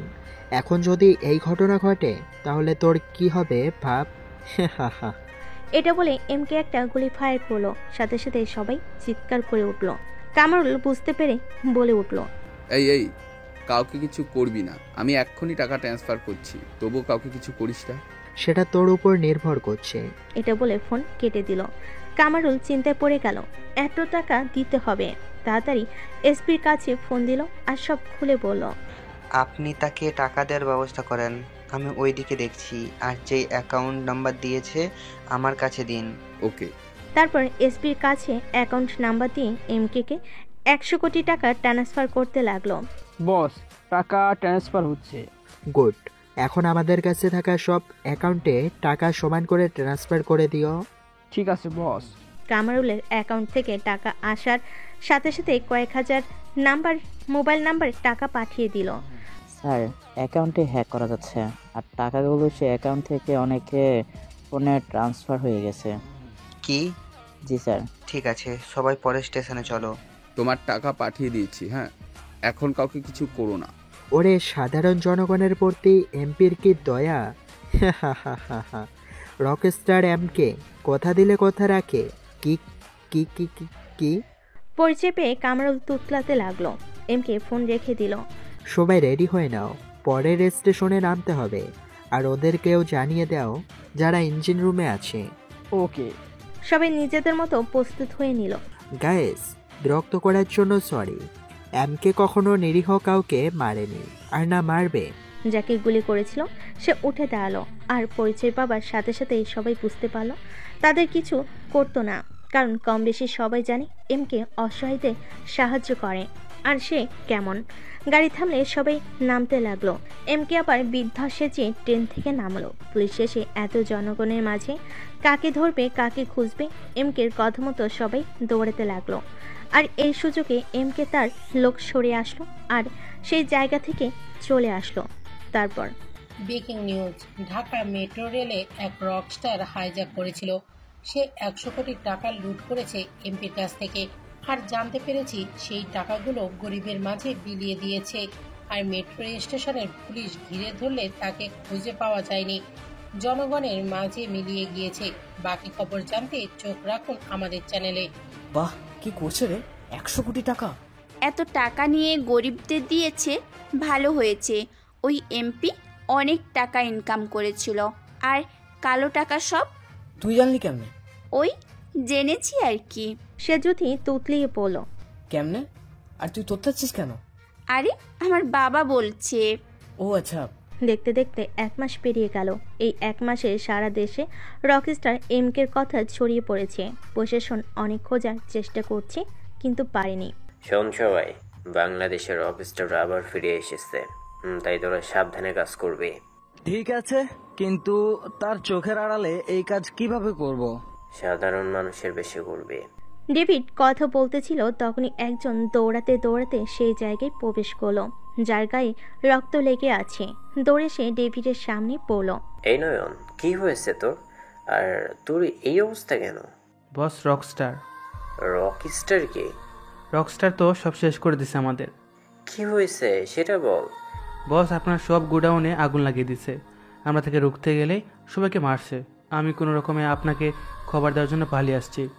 না, এটা হতেই পারে না। আমার তিলে তিলে গড়া পাপের সাম্রাজ্য এইভাবে শেষ হতে পারে না। আমি তোকে ছাড়বো না, যেভাবে হোক তোকে মেরে প্রতিশোধ নিব। না হয় আমার নাম ডেভিড নয়। বস, এই রকস্টার হলো আপনার কাছের মানুষ। সে হলো। আর কিছু বলতে পারলো না। দূর থেকে একটা গুলি এসে তার বুকে লাগলো, আর সাথে সাথেই সে মারা গেল। এই কে গুলি করলি? ওর গিয়ে ধরে নিয়ে বাইরে দাঁড়িয়ে। ডেভিডের কথা শুনে গুলি করা ব্যক্তিকে ধরতে গেল, কিন্তু পারল না। বাইরে গিয়ে কাউকে পেল না। ডেভিড নয়নকে ডাকতে লাগলো, কিন্তু তার কোনো সারা শব্দ নেই। তখন বুঝলো নয়ন মারা গেছে। রাগে ডেভিড নিজের বন্দুক দিয়ে নয়নের বুক ঝাঁঝরা করে দিল। শালা, মরার আগেও আমাকে খবরটা সঠিক দিতে পারলি না। এটা কিভাবে সম্ভব বাবা? রকস্টার নামে কেউ একজন তোমার সব টাকা নিয়ে নিল, আর তুমি কিছু করতে পারলে না? কিভাবে করব? রকস্টার আমার ধরাছোঁয়ার বাইরে। তার আন্ডারে কত শত মাফিয়ার ক্রু আছে, যারা আমাদের পিষে ফেলতেও সময় লাগবে না। ঠিক আছে, তুমি চুপ করে থাকতে পারো, কিন্তু আমি চুপ থাকবো না। এই রকস্টারকে যদি আমি পাই না, তাহলে দেখে নিও, টাকা উসুল তো করবই, সাথে কঠিন মৃত্যু দেব। আবির যাত্রার সাথে লাগতে যাস না, সমস্যা হবে। সে যাই হোক, আমি এটার শেষ দেখে ছাড়বো। আর সাহায্য করবে মাফিয়া কিং ডেভিড। ঠিক আছে, তোর যেটা ইচ্ছে কর, কিন্তু খুব সাবধানে। এটা নিয়ে তোমাকে চিন্তা করতে হবে না। ভার্সিটিতে প্রতিদিনের মতো আজও সবাই এসেছে, কিন্তু সেজুথি আর বাকি ফ্রেন্ডরা, মানে আগে সেজুথির যারা বন্ধু ছিল তারা। মাহিমরা আড্ডা দিতেছিল, তখনই সেজুথি আসলো। সেজুথি আজ খুব সুন্দর করে সেজে এসেছে। নীল কালারের শাড়ি, চোখে গাঢ় কাজল, লম্বা চুলে বেলি ফুলের মালা। কিরে মামা, তোর না হওয়া যে আজকে খুব সুন্দর করে সেজে এসেছে। আমার আবার গার্লফ্রেন্ড কোথা থেকে আসবে? কেন, তোমার ওই যে সেজুতি? তোর কি বলিস? ও আমার জিএফ হতে যাবে কেন? জাস্ট বন্ধু। ওলে ওলে, তুমি তলে তলে যে পছন্দ করো আর আমরা বললেই দোষ। ভালোবাসার কথা বলে দে, না হলে তোর পাখি আবার আবির নিয়ে উড়ে যাবে। সর, সে কত বড় লোক আর আমি কোথায়? ওর সাথে আমার যাবে না। এরই মাঝে ওরা 3 জন মাহিমের কাছে চলে আসলো। কি রে, তোরা কি কথা বলছিস? এই তো এমনি গল্প করছি, কিন্তু তুই এত সুন্দর করে সেজে আসছিস কেন? তোকে কিন্তু অনেক সুন্দর লাগছে। এদের কথা শুনে মাহিম এক পলক সেজুতির দিকে তাকিয়ে আবার নিজের মতো বইয়ে মুখ গুজল। ধন্যবাদ, কিন্তু যার জন্য সেজে আসলাম সেই তো তাকিয়েই দেখছে না। কার জন্য সেজেছিলে? তোর বয়ফ্রেন্ডের জন্য নাকি? এখনো হয়নি, কিন্তু খুব তাড়াতাড়ি হবে। বলিস কি? কে সে? আছে, তোরা তাকে চিনিসও। কে হতে পারে যে সেজুতি তাকে ভালোবাসে? মাহিম মনে মনে বলল। মাহিম, কি পড়ছিস? আমাকে কেমন লাগছে? ভালো। শালা, ওর জন্য সেজে আসলাম আর ওই শুধু ভালোই বলছে। সেজুতি মনে মনে বলল। তোর বয়ফ্রেন্ড কয়? ওয়েট, দেখাচ্ছি। সেজুতি মাহিমের কাছে গেল আর বই কেড়ে নিয়ে নূপুর ওর হাতে ধরিয়ে দিল। এরপর মাহিমকে দাঁড় করালো। এটা আমার বয়ফ্রেন্ড। কি? সবাই চিৎকার করে বলে উঠল। আর মাহিম তো অবাক হয়ে সেজুতির মুখের দিকে তাকিয়ে আছে। সেজুতি এই কথা বলাতে সে খুব অবাক হয়েছে। কি হলো, তোরা চিৎকার করছিস কেন? না মানে মাহিম তোর বয়ফ্রেন্ড হলো কিভাবে? হয়নি তো, কিন্তু হবে। এই বলে সেজুতি নিজের পাশ থেকে একটা গোলাপ ফুল বের করে মাহিমের সামনে বসে পড়ল। চারপাশে সবাই অবাক। আই লাভ ইউ মাহিম, আমি তোমাকে ভালোবাসি। মাহিম আবুল হয়ে তাকিয়ে আছে। সেজুতির চিৎকার করার কথা শুনে সবাই তাদের দিকে তাকালো। কি হলো, ফুল নাও আর রিপ্লাই দাও। না মানে তুমি কি বলছো? গাধা, কি বলছি বুঝছো না? আমি কি হিন্দিতে বলেছি? না মানে আপনার আর আমার মাঝে এইসব যায় না। কেমনে যায় না? আপনি কোথায় বিজনেসম্যানের মেয়ে আর আমি সাধারণ চাষার ছেলে। মাহিন অ্যাকসেপ্ট করে নে, কামান। মারুফের কথা শুনে সবাই হ্যাঁ বলতে লাগলো। মাহিম সেজুতির দিক বিবেচনা করে ফুলটি হাতে নিল। সেজুতি উঠে দাঁড়ালো। এবার রিপ্লাই দাও। আপনি যেটা চাচ্ছেন সেটা সম্ভব নয়, এটা কোনোভাবেই হয় না। এসব আমি জানি না, আমি শুধু উত্তর জানতে চাই। এই তোরা একে বোঝা, তার সাথে আমার যায় না। কেন চায় না? তুই একবার হ্যাঁ বলে দেখ। তোরা বুঝবি না। দেখো সেজুতি, আমি তোমাকে ভালোবাসতে পারবো না। এটা বলে মাহিম সেজুতি কথা বলতে না দিয়ে চলে গেল। সেজুতি কান্না করছে, চোখ দিয়ে অঝরে পানি পড়ছে। তুই কান্না করিস না। তো কি করব? আমি যে ওরে প্রচন্ড ভালোবাসি, কিন্তু ও সেটা বুঝতেই চায় না। আর কান্না থামা। মাহিনও তোকে ভালোবাসে, কিন্তু প্রকাশ করতে চায়নি। তাহলে এমন করলো কেন? সে গরিব, হাতি বলক তাই। ও আচ্ছা, ঠিক আছে, কাল বেটা আসুক, তারপর দেখাবো। এটা বলে সেজুতি চোখ মুছে ফেলল। এত সময় আবির দাঁড়িয়ে সব দেখতেছিল। এই সময় এসব দেখে সে প্রচন্ড রেগে গেল। মাহিম, তোকে আমি ছাড়বো না, তোর মরার সময় চলে আসছে। এটা বলে ভার্সিটি থেকে বেরিয়ে গেল। মাহিম আর মারুফ সাথে নাফিস তিনজন কাজ থেকে একসাথে ফিরছে। সন্ধ্যা পেরিয়ে রাত হয়েছে কেবল। তিনজন গল্প করতে করতে আসছে। তখনই তাদেরকে চারপাশ থেকে গাড়ি ঘিরে ধরলো। তিনজন কিছু করার আগে গাড়ি থেকে রাইফেল হাতে করে বেরিয়ে আসলো মুখোশধারী লোক। একদম চালাকি করবি না, করলে মাথার খুলি উড়িয়ে দিব। কারা তোমরা আর আমাদের দৌড়ছো কেন? তোদের না, শুধু এই ছেলেটারে লাগবে আমাদেরকে। লোকগুলো মাহিমকে উদ্দেশ্য করে বলল। আমাকে কেন? আমি তো কোনো ভুল করি নাই। অনেক বড় ভুল করেছিস, যেটা আমাদের বসের কাছে গেলেই বুঝতে পারবি। ভাই তোরা আমাকে বাঁচা, আমি এত তাড়াতাড়ি মরতে চাই না। আমরা থাকতে আমার বন্ধুকে আপনারা নিয়ে যেতে পারবেন না। ভাই এদের তিনটিকেও নিয়ে নেই সাথে। ভালো বলছিস। কথা বলে তিনজনকে গাড়িতে বসিয়ে নিয়ে গেল চোখ বেঁধে। কিরে রাজু, এত রাত হতে চললো আর ওরা এখনো ফিরলো না তো? আমিও তো বুঝছি না, অন্যদিন তো আমাদের আগেই চলে আসে। ওদের আবার কিছু হলো না তো? ও ফোন বন্ধ বলছে, তাও তিনজনের একসাথে। হয়তো, চল আমরা গিয়ে দেখি। ঠিক আছে চল। দুই বাসায় তালা মেরে বেরিয়ে পড়লো খুঁজতে। রাজু, তুই থানায় গিয়ে একটু জানিয়ে আয়, আর আমি ওদের রেস্টুরেন্টে যাচ্ছি। তুই থানায় গিয়ে মাহিমের কাজের জায়গায় যাস। ঠিক আছে। রাজু চলে গেল। আনিয়াম ফোন বের করে কাউকে ফোন করলো। হ্যালো, আমি তোকে যে নাম্বার দিচ্ছি সেগুলো লোকেশন বল তাড়াতাড়ি। ঠিক আছে ভাই। নিয়াম একজনকে তিনজনের নাম্বার দিল। কিছু সময় পর অপর পাশের ব্যক্তি বলল, ভাই এটার লোকেশন এই জায়গায় বলছে। ঠিক আছে, এখন রাখছি। রাজু থানায় গিয়ে একটা জিডি করে রাখলো। তারপর থানা থেকে বেরিয়ে সে জ্যোতিকে ফোন করলো। সে জ্যোতি নিজের রুমে বসে মাহিমের কথা ভাবতেছিল। হ্যালো, রাজু বলছি। হ্যাঁ বল। মাহিমকে খুঁজে পাওয়া যাচ্ছে না। কি? কখন থেকে? আর আমাকে এখন বলছিস কেন? সন্ধ্যার সময় থেকে। তুই এখন কোথায় যাচ্ছিস? আমি থানায় ছিলাম, এখন নাফিসের কাছে জায়গায় যাচ্ছি। ঠিক আছে, তুই অপেক্ষা কর, আমিও আসছি। সে জ্যোতি ফোন কেটে দ্রুত বাসা থেকে বেরিয়ে গেল। তিনজনকে বেঁধে রাখা হয়েছে পিলারের সাথে। মাহিমকে খুব মারছে, মুখ থেকে রক্ত পড়ছে, প্রায় অসচেতন অবস্থা। মারুফ আর নাফিস অনেক চেষ্টা করছে কিন্তু সফল হয়নি। একসময় সেই রুম আবির প্রবেশ করলো। আবিরকে দেখে মারুফ চিৎকার করে বলল, তাহলে এই সব কিছুর পিছনে তুই? হ্যাঁ আমি। ওরে কেন মারছিস? কারণ ও আমার ভালোবাসার মানুষটির দিকে নজর দিয়েছে। ভাই, আমি তো ওরে ভালোবাসার কথা বলিনি, সে যদি নিজে বলছে। মাহিম কোনো রকম বলে উঠল, সেটা যাই হোক, ও আসার পর থেকে সে যদি আমার কাছ থেকে সরে যাচ্ছে, তাই আজ ওকে দুনিয়া থেকে বিদায় করে দেব। প্লিজ আবির, ওকে ছেড়ে দে। হ্যাঁ, আমরা ওরে এখান থেকে চলে যেতে বলবো। সেটা সম্ভব না, ও বেঁচে থাকতে সে যদি আমার না। এই, কে বন্দুক দে তো। আবিরের কথা শুনে একজন বন্দুক এনে দিল। আবির মাহিমের দিকে বন্দুক তাক করে ধরল। মরার জন্য রেডি তো? প্লিজ আমাকে ছেড়ে দিন, আমি এত তাড়াতাড়ি মরতে চাই না। সেটা সম্ভব না। এটা বলে বন্দুক লোড করলো। মাহিমের যদি কিছু হয় তাহলে তোরে জ্যান্ত পুঁতে ফেলবো বলতে দিলাম। ওরে বন্ধুত্ব, ঠিক আছে, দেখা যাবে। এটা বলে আবির যে বন্দুক দিয়ে গুলি করতে যাবে, তখনই গুলির শব্দ হলো। মাহিম ভয়ে চোখ বন্ধ করে নিল। না। মাহিম চিৎকার করে উঠল, কিন্তু যখন দেখলো তার কিছু হয়নি, চোখ খুলে দেখলো আবিরের হাত থেকে বন্দুক পড়ে গেছে আর তার পিছনে ও চারপাশে লোক দাঁড়িয়ে আছে। আবির, ওদের মারার চেষ্টা করিস না। বস, আপনি এখানে? আসলাম, ওদের কেন ধরে আনছিস? বস, ওরা আমার ভালোবাসার মানুষটির দিকে নজর দিয়েছে।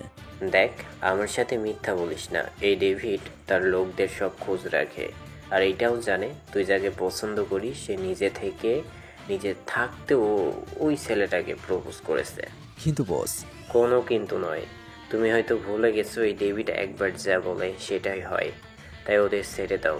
এক অপরিচিত লোক এসে মাহিমকে বাঁচাবে সেটা ভাবতে পারেনি। নাফিস আর মারুফ তো অবাক ছেলেটির কথা শুনে। বস, এটা আমার পার্সোনাল ব্যাপার। আমি যেটা বলছি সেটাই করো, নাহলে খুব খারাপ হবে। ঠিক আছে বস। এরপর আবির ওদের ছেড়ে দিতে বলল। আবিরের কথা শুনে তার লোকজন ওদের ছেড়ে দিল। আবির গিয়ে মাহিমকে ধরল আর কানে কানে বলল, এবারের মতো বেঁচে গেলি, পরের বার আর ছাড়বো না। আর যদি সে জ্যোতির কানে এই সব চাই তাহলে খবর আছে। এটা বলে মারুফের কাঁধে হাত দিল। এই ভুল যেন আর না হয় আবির, এখন আমি যাচ্ছি, আর কাজগুলো ভালো করে করো। ঠিক আছে বস। অপরিচিত লোকটি নিজের লোকেদের সাথে নিয়ে চলে গেল। কে সে সেটা কেউ বুঝতে পারল না, শুধু নামটাই জানতে পারল। ডেভিড মাহিমের শরীর থেকে রক্ত ঝরানোর জন্য একসময় অজ্ঞান হয়ে গেল। দুজন ধরে বাসায় নিয়ে আসলো। অনেক সময় থাকার পর সেখানে রাজু সে জ্যোতি আসলো। এসে মাহিমের এই অবস্থা দেখে সে জ্যোতি তাড়াতাড়ি গাড়ি থেকে নেমে মাহিমের কাছে আসলো। মাহিমের কি হয়েছে? এর এমন অবস্থা হলো কিভাবে? যেটা হয়েছে সব আপনার জন্য হয়েছে। কি বলিস তোরা? হ্যাঁ। কি হয়েছে সব খুলে বলবি তো? কিছু শুনতে হবে না রাজু, তুই তাড়াতাড়ি গাড়িটাকে হসপিটালে নিয়ে চল। এটা বলে মারুফ মাহিমকে সেজুতির গাড়িতে বসিয়ে দিল। সেজুতি কান্না থামিয়ে গাড়ি নিয়ে হসপিটালে নিয়ে এলো। ডাক্তার ড্রেসিং করিয়ে ঘুমিয়ে ওষুধ দিল। তেমন কিছু হয়নি, রক্ত বের হয়েছে তাই অজ্ঞান হয়ে গিয়েছিল, এখন ঘুমিয়ে আছে। ঠিক আছে ডক্টর। ওর কখন জ্ঞান ফিরবে? কাল সকালে। ডাক্তার কথা বলে চলে গেল। কিছু সময় পর দৌড়াতে দৌড়াতে নিয়াম আসলো। কিরে, মাহিমের এখন কি অবস্থা? এখন ঠিক আছে, রক্ত চলছে আর ঘুমিয়ে আছে। সব দোষ সেজুতির। আমি কি করছি?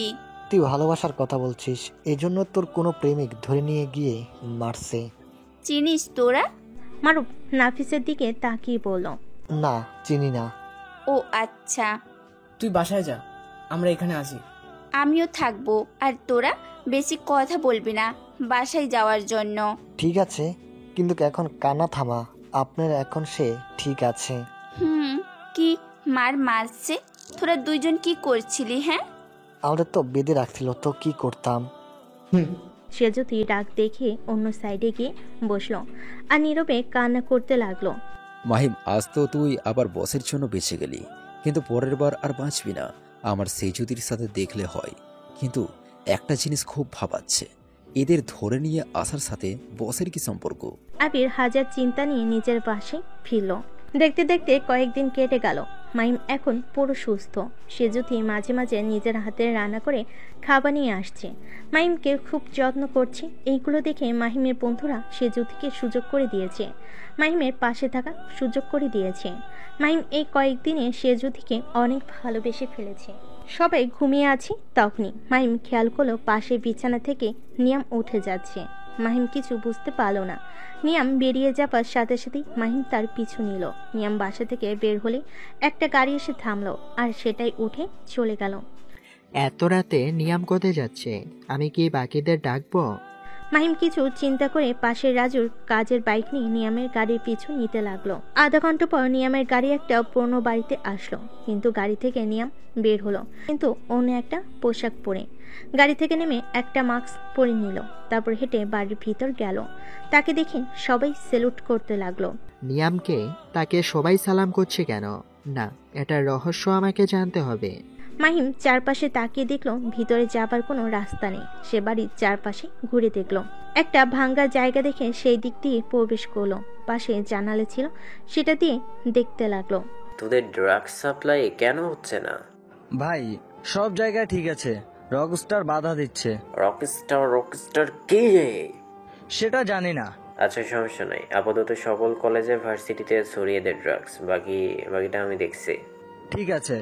নিয়াম এইসব খারাপ কাজের লিডার ভাবতে পারছি না, আমাকে এই কথা সবাইকে জানাতে হবে। এটা বলে মাহিম দ্রুত সেখান থেকে বাইক নিয়ে চলে গেল। বস, এই বাড়ি থেকে একজন বেরিয়ে গেল।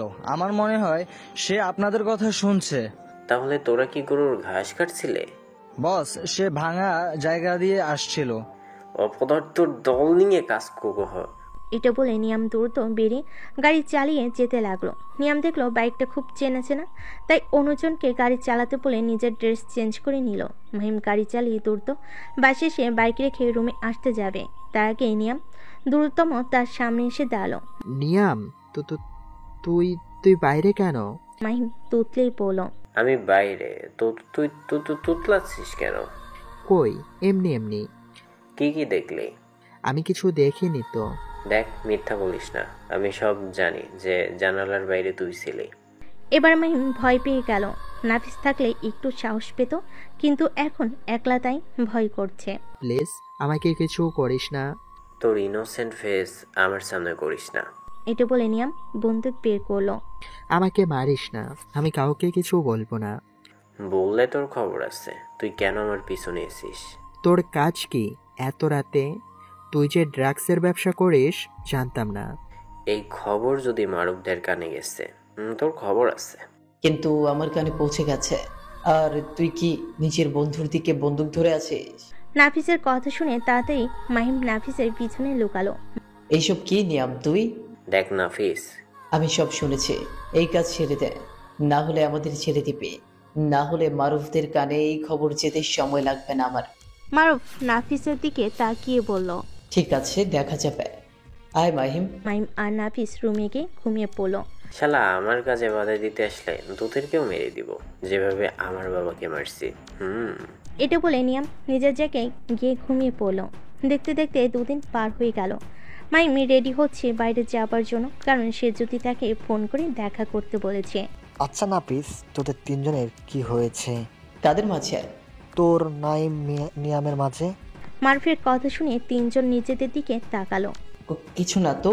তাহলে 2 দিন থেকে কথা বলেছিস না কেন? কিছু হয়নি, আমার দেরি হয়ে যাচ্ছে, তোরা কথা বল, আমি যাই।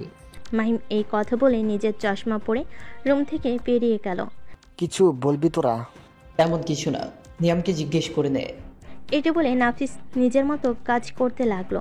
মারুফ আর কিছু জিজ্ঞেস করলো না। মাহিম, বিশ্বাস করো, আমি তোমাকে অনেক ভালোবাসি। প্লিজ আজও তুমি ফিরিয়ে দিও না। তোমাকে আর ফিরাবো না, আমিও তোমাকে অনেক ভালোবাসি, কিন্তু আমি যে করি। সেটা সমস্যা নেই গাধা, আমি দেখে নিব। তাহলে আমরা কবে বিয়ে করছি? বলো কি, বিয়ে করে তোমাকে খাওয়াবো কি? সেই চিন্তা তোমাকে করতে হবে না। সে যদি মাহিমের কাঁধের উপর শুয়ে আছে, এমন অবস্থায় কেউ তাদের ছবি তুলে আবিরকে সেন্ড করে দিল। অনেক সময় হয়েছে, চলো এবার যাওয়া যাক। ঠিক আছে। দুজন পার্ক থেকে বেরিয়ে বাসায় চলে আসলো। সে যদি আমি হয়তো ডেভিডের খোঁজ পেয়েছি, কিন্তু তাকে কি করব আমি বুঝতে পারছি না। কেন স্যার, কে সে? সে আমার খুব কাছের মানুষ। দেখুন আর কে স্যার, অপরাধী যতই কাছের হোক না কেন, সে অপরাধী। তুমি এখন বুঝছো না, কিন্তু সময় হলেই বুঝবে। মানে কি বলছেন স্যার? সঠিক সময় হলেই বুঝবে আমি কেন এই কথা বলছিলাম। এখন রাখছি। ডেভিড বস, আপনি অনুমতি দিন দয়া করে। ওই মাহিম আমি ভালোবাসার দিকে হাত বাড়িয়েছে। তো কি করতে চাইছিস? সারা জীবনের জন্য উপরে পাঠিয়ে দিতে চাই। ডেভিড ভাবতে লাগলো। ওই মাহিম হয়তো পুলিশকে খবর দিচ্ছে আমার কথা। ওরে সরাতে হবে, না হলে আমি আমার গন্তব্যে পৌঁছাতে পারবো না। কি ভাবছেন বস? তোর কথা ভাবলাম। তাহলে শোন, মাহিমের সাথে নাফিসকেও আজকে তুলে নিয়ে আসবি। বস, ওদের আপনার সাথে সম্পর্ক কি? তোর জানতে হবে না, তুই যেটা করতে চাইলি সেটাই কর, তারপরে আমি দেখছি। ঠিক আছে ভাই। সব বন্ধু শুয়ে আছে গভীর ঘুম। হঠাৎ কিছু লোক তাদের রুমে আসলো। মাহিম আর নাফিসকে অজ্ঞান করে খুব সহজে সাবধানে বাড়ি থেকে বেরিয়ে নিজেদের গাড়িতে করে তুলে নিয়ে চলে গেল। মাহিম আর নাফিসকে বেঁধে রাখা হয়েছে চেয়ারে, আর তাদের সামনে পায়ের উপর পা তুলে বসে আছে আবির। মুখে তার মুচকি হাসি। আবির, তুই আমাদের ধরে আনছিস কেন? একটু পরেই বুঝতে পারবি, তত সময় আমি আমার হিসাবটা ক্লিয়ার করে নেই। কিসের কথা বলছিস তুই? ওই যে তোর বন্ধুটা আমার পাখির হাত ধরছে, বলতে গেলে প্রেমে হাবুডুবু খাচ্ছে। দেখাবেন সে যদি তোকে না মাহিমকে ভালোবাসে। এটাই তো আমার সহ্য হচ্ছে না। ওর মতো গাদা হাবা ইনোসেন্টকে কিভাবে সে যদি ভালোবাসলো? দেখ আবির, ভালোবাসা এইসব দেখে হয় না। তুই শালা এই ফার্সিটিতে আসলি কেন? তুই আসার পর থেকে সব উল্টো দিকে চলে যাচ্ছে। আবির মাহিমকে থাপ্পড় মারলো। আবির রেগে একটা লাঠি তুলে নিয়ে মাহিমকে মারতে লাগলো। আহ প্লিজ, আমাকে আর মারবেন না, লাগছে আমার। মাহিম চিৎকার করতে লাগলো। আবির, ওরে ছেড়ে দে, না হলে খুব খারাপ হয়ে যাবে। কি করবি তুই? সামান্য একটা রেস্টুরেন্টের ওয়েটার। কি পারি আর না পারি ছেড়ে দিয়ে দেয়। একটু পর সেখানে নিয়াম আসলো। নিয়ামকে দেখে মাহিম নাফিস বুঝে গেল আবির কেন আবার তাদেরকে ধরে নিয়ে আসার সাহস পেয়েছে। কুল আবির কুল, মাহিমকে কি মারা মারছিস? তুই এখানে কেন? এখানে আসার সাহস কোথায় পেলি? নিয়ামকে কখনো দেখেনি আবির, কারণ সবসময় ছদ্মবেশে ডেভিড সেজে আসতো এই জন্য। হাসিস কেন? এটাকে এদের পাশে বেঁধে ফেল। আবিরের কথা শুনে কয়েকজন এসে নিয়ামকে বেঁধে ফেলল। নিয়াম শুধু মুচকি হাসলো। এইসব কিছু তুই করছিস তাই না? কি করব বন্ধু বল, তোরা আমার কাজ ভণ্ডুল করে দিচ্ছিস। তাই বলে এতদিনের বন্ধুত্ব এইভাবে শেষ করে দিবি? আবির নিজের বসকে ফোন দিল। সাথে সাথে নিয়ামের ফোন বেজে উঠল। এটা দেখে আবির অবাক হয়ে সাথে সাথেই ভয় পেয়ে গেল। এটা দেখে নিয়াম মুচকি হাসি দিল। আর কত সময় বেঁধে রাখবে? এইবার তো খোল আমাকে। বস আপনি? তার মানে আপনি ডেভিড? আরে হ্যাঁ গাধা, চিনতে ভুল করলি। যাই হোক, তাড়াতাড়ি বাঁধন খোল। নিয়ামের কথা শুনে আবির তাড়াতাড়ি করে বাঁধন খুলে দিল। Sorry boss. ইটস ওকে, তুই আমার খুব কাছের লোক, তাই এবারের মতো মাফ করে দিলাম। তো তোরা আমার সব কারবারের খবর পুলিশের কাছে দিছস? তো কি করব, তুই যেসব করছিস সেটা একদমই ঠিক নয়। আমি কি করব না করব তোদের থেকে জানতে হবে না? হ্যাঁ, কারণ তুই আমাদের বন্ধু। বন্ধু মাই ফুট। আমার কাছে টাকা, আগে টাকা। নিয়াম চিৎকার করে বলল। এত টাকা নিয়ে কি করবি? মরলে তো খালি হাতে মারাই। কি করব সেটা আমি বুঝবো। এখন তোরা বল, আমার পথ থেকে কি সরে যাবে? অন্যায় আমরা মুখ বুঝে সহ্য করব না। দেখ, তোরা আমার বন্ধু, তাই একটা সুযোগ দিচ্ছি, না হলে কি করবে? এই আবির, দাঁড়িয়ে আছিস কেন? মেয়েদের একটু আদর যত্ন কর। নিয়ামের কথা শুনে আবিরের লোক মাহিম আর নাফিসকে মারতে লাগলো। বন্ধুর থেকে তোর কাছে টাকা বড় হয়ে গেল? এতদিন চুপ ছিলাম, কিন্তু আর না। কি করবি রে নাফিস? পুলিশের সাথে কথা বলবো, তার আগেই তোদের উপরে পাঠিয়ে দিব। আবির মারা থামিয়ে দিল। নিয়াম নিজের বন্দুক বের করে মাহিমের দিকে আগে তাক করলো। প্লিজ আমাকে মারিস না নাফিস, তুই তো এবার কিছু কর। মাহিম, ভয় পাস না, আমি থাকতে তোর কিচ্ছু হতে দিব না। তুই তো বাধা অবস্থায়, তাহলে ওরে কিভাবে বাঁচাবে? আমি শুধু 3 বন্ধুর কাহিনী দেখছি, আর কি করবে। নিয়াম যে গুলি করতে যাবে তখনই পিছন থেকে বলে উঠল, বন্দুক থেকে যদি একটা গুলি চলে তাহলে আমার বন্দুকের গুলি তোর মাথা ভেদ করবে।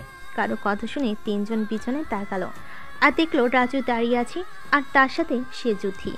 আরে রাজু, তুই এখানে কিভাবে? নিয়াম, তুই তুই তাহলে আমার মাহিমকে মারতে চাইছিস? হ্যাঁ, কারণ ও আমার পথের কাঁটা। তাই বলে নিজের বন্ধুদের মারতে তোর বিবেকে বাঁধলো না? একদমই না, বিকজ আই এম ডেভিড। তুই যেই হোস না কেন, আজ আমাদের হাত থেকে বাঁচতে পারবি না। কে তুই যে আমার মতো ডেভিডকে মারবি? Secret commando. আর কে? কি? তার মানে তুই এতদিন আমার পিছনে লাগছিলি? হ্যাঁ, কিন্তু তোরে খুঁজে পেতেছিলাম না। কিন্তু দেখ কি ভাগ্য, তাকে আমরা খুঁজি আর সেই আমাদের সাথে ছিল। সে যদি ওদের ছাড়িয়ে নিয়ে আয়। রাজুর কথা শুনে সেজুথি এগিয়ে গেল, কিন্তু নিয়াম বন্দুক তাক করলো। কিছু সময়ের মাঝে চারপাশে প্রফেশনাল অফিসার ঘিরে ফেলো। চারপাশে আমার অফিসার ঘিরে রাখছে, তাই গুলি চালানোর চেষ্টা করলে উপরে চলে যাবি। এবার সেজুথি গিয়ে দুজনের বাঁধন খুলে দিল। মাহিম, তুমি ঠিক আছো তো? কিন্তু তুমি এইখানে? আমি তো কিছুই বুঝছি না। সবই পরে বলবো, আগে এখান থেকে বের হও। নাফিস আর মাহিম সেজুথির সাথে রাজু পাশে আসতে লাগলো। তখনই নিয়াম গুলি করতে যাবে, তাকে রাজু নিয়ামের দিকে গুলি ছুঁল। গুলি নিয়ামের বুকে এসে লাগবে, তখনই নিয়াম ছিটকে দূরে পড়ল। রাজু চালানো গুলি নিয়ামের গায়ে লাগতে যাবে, তখনই মাহিম তাকে ধাক্কা মারে, যার জন্য নিয়াম পাশে পড়ে যায় আর গুলিটা এসে মাহিমের বুকে লাগে। মাহিম! সবাই একসাথে চিৎকার করে উঠল। রক্তে মাহিমের বুক ভেসে যাচ্ছে। দৌড়ে সবাই মাহিমের কাছে আসলো। এটা তুমি কি করলে মাহিম? ওর জন্য তুমি কেন বুক পাতলে? মাহিম, তুই এটা কেন করলি? কি করব বল, পরিবার ছেড়ে তোদের সাথে থেকেছি, আর বন্ধুর হাতে বন্ধু খুন হবে, এটা কেমন হয় বল? তুই সারা জীবন গাধা থেকে গেলিও ও তো অপরাধী। তো কি হয়েছে, বন্ধু তো। মাহিমের কথাগুলো নিয়ামের কান অব্দি গেল। সে বিশ্বাস করতে পারছে না যাকে সে মারতে চাইল আর সেই তাকে বাঁচালো। মাহিম আস্তে আস্তে চোখ বন্ধ করে ফেল। মাহিম, চোখ খোলো মাহিম, তুমি আমাকে ছেড়ে যেতে পারো না মাহিম। এই তোরা কি দেখছিস? মাহিমকে হাসপাতালে নিয়ে যাওয়ার ব্যবস্থা কর, ব্যবস্থা কর। সেজুথি কান্না করা কথা শুনে সবার হুঁশ ফিরল। রাজু আর নাফিস ধরাধরি করে মাহিমকে তুলে বাইরে নিয়ে গেল। বস, এটাই সুযোগ, চলেন দুইজন পালিয়ে যাই। এত সময় এক ধ্যানে তাকিয়েছিল নিয়াম, কিন্তু আবির দেখে তার হুঁশ ফিরল। দুজন সেখান থেকে পালাতে যাবে, কিন্তু তার আগে রাজুর কথা শুনে তাদের ধরে ফেল। সেজুথি মাহিমকে ধরে খুব কান্না করছে। রাজু গাড়ি চালিয়ে সদর হাসপাতালে চলে আসলো। তাড়াতাড়ি মাহিমকে অপারেশন থিয়েটারে নিয়ে গেল। মাহিমের অবস্থা খুব খারাপ। ডাক্তার অনেক চেষ্টা করার পর ভালোভাবে অপারেশন করতে পারল। কেমন আছে মাহিম?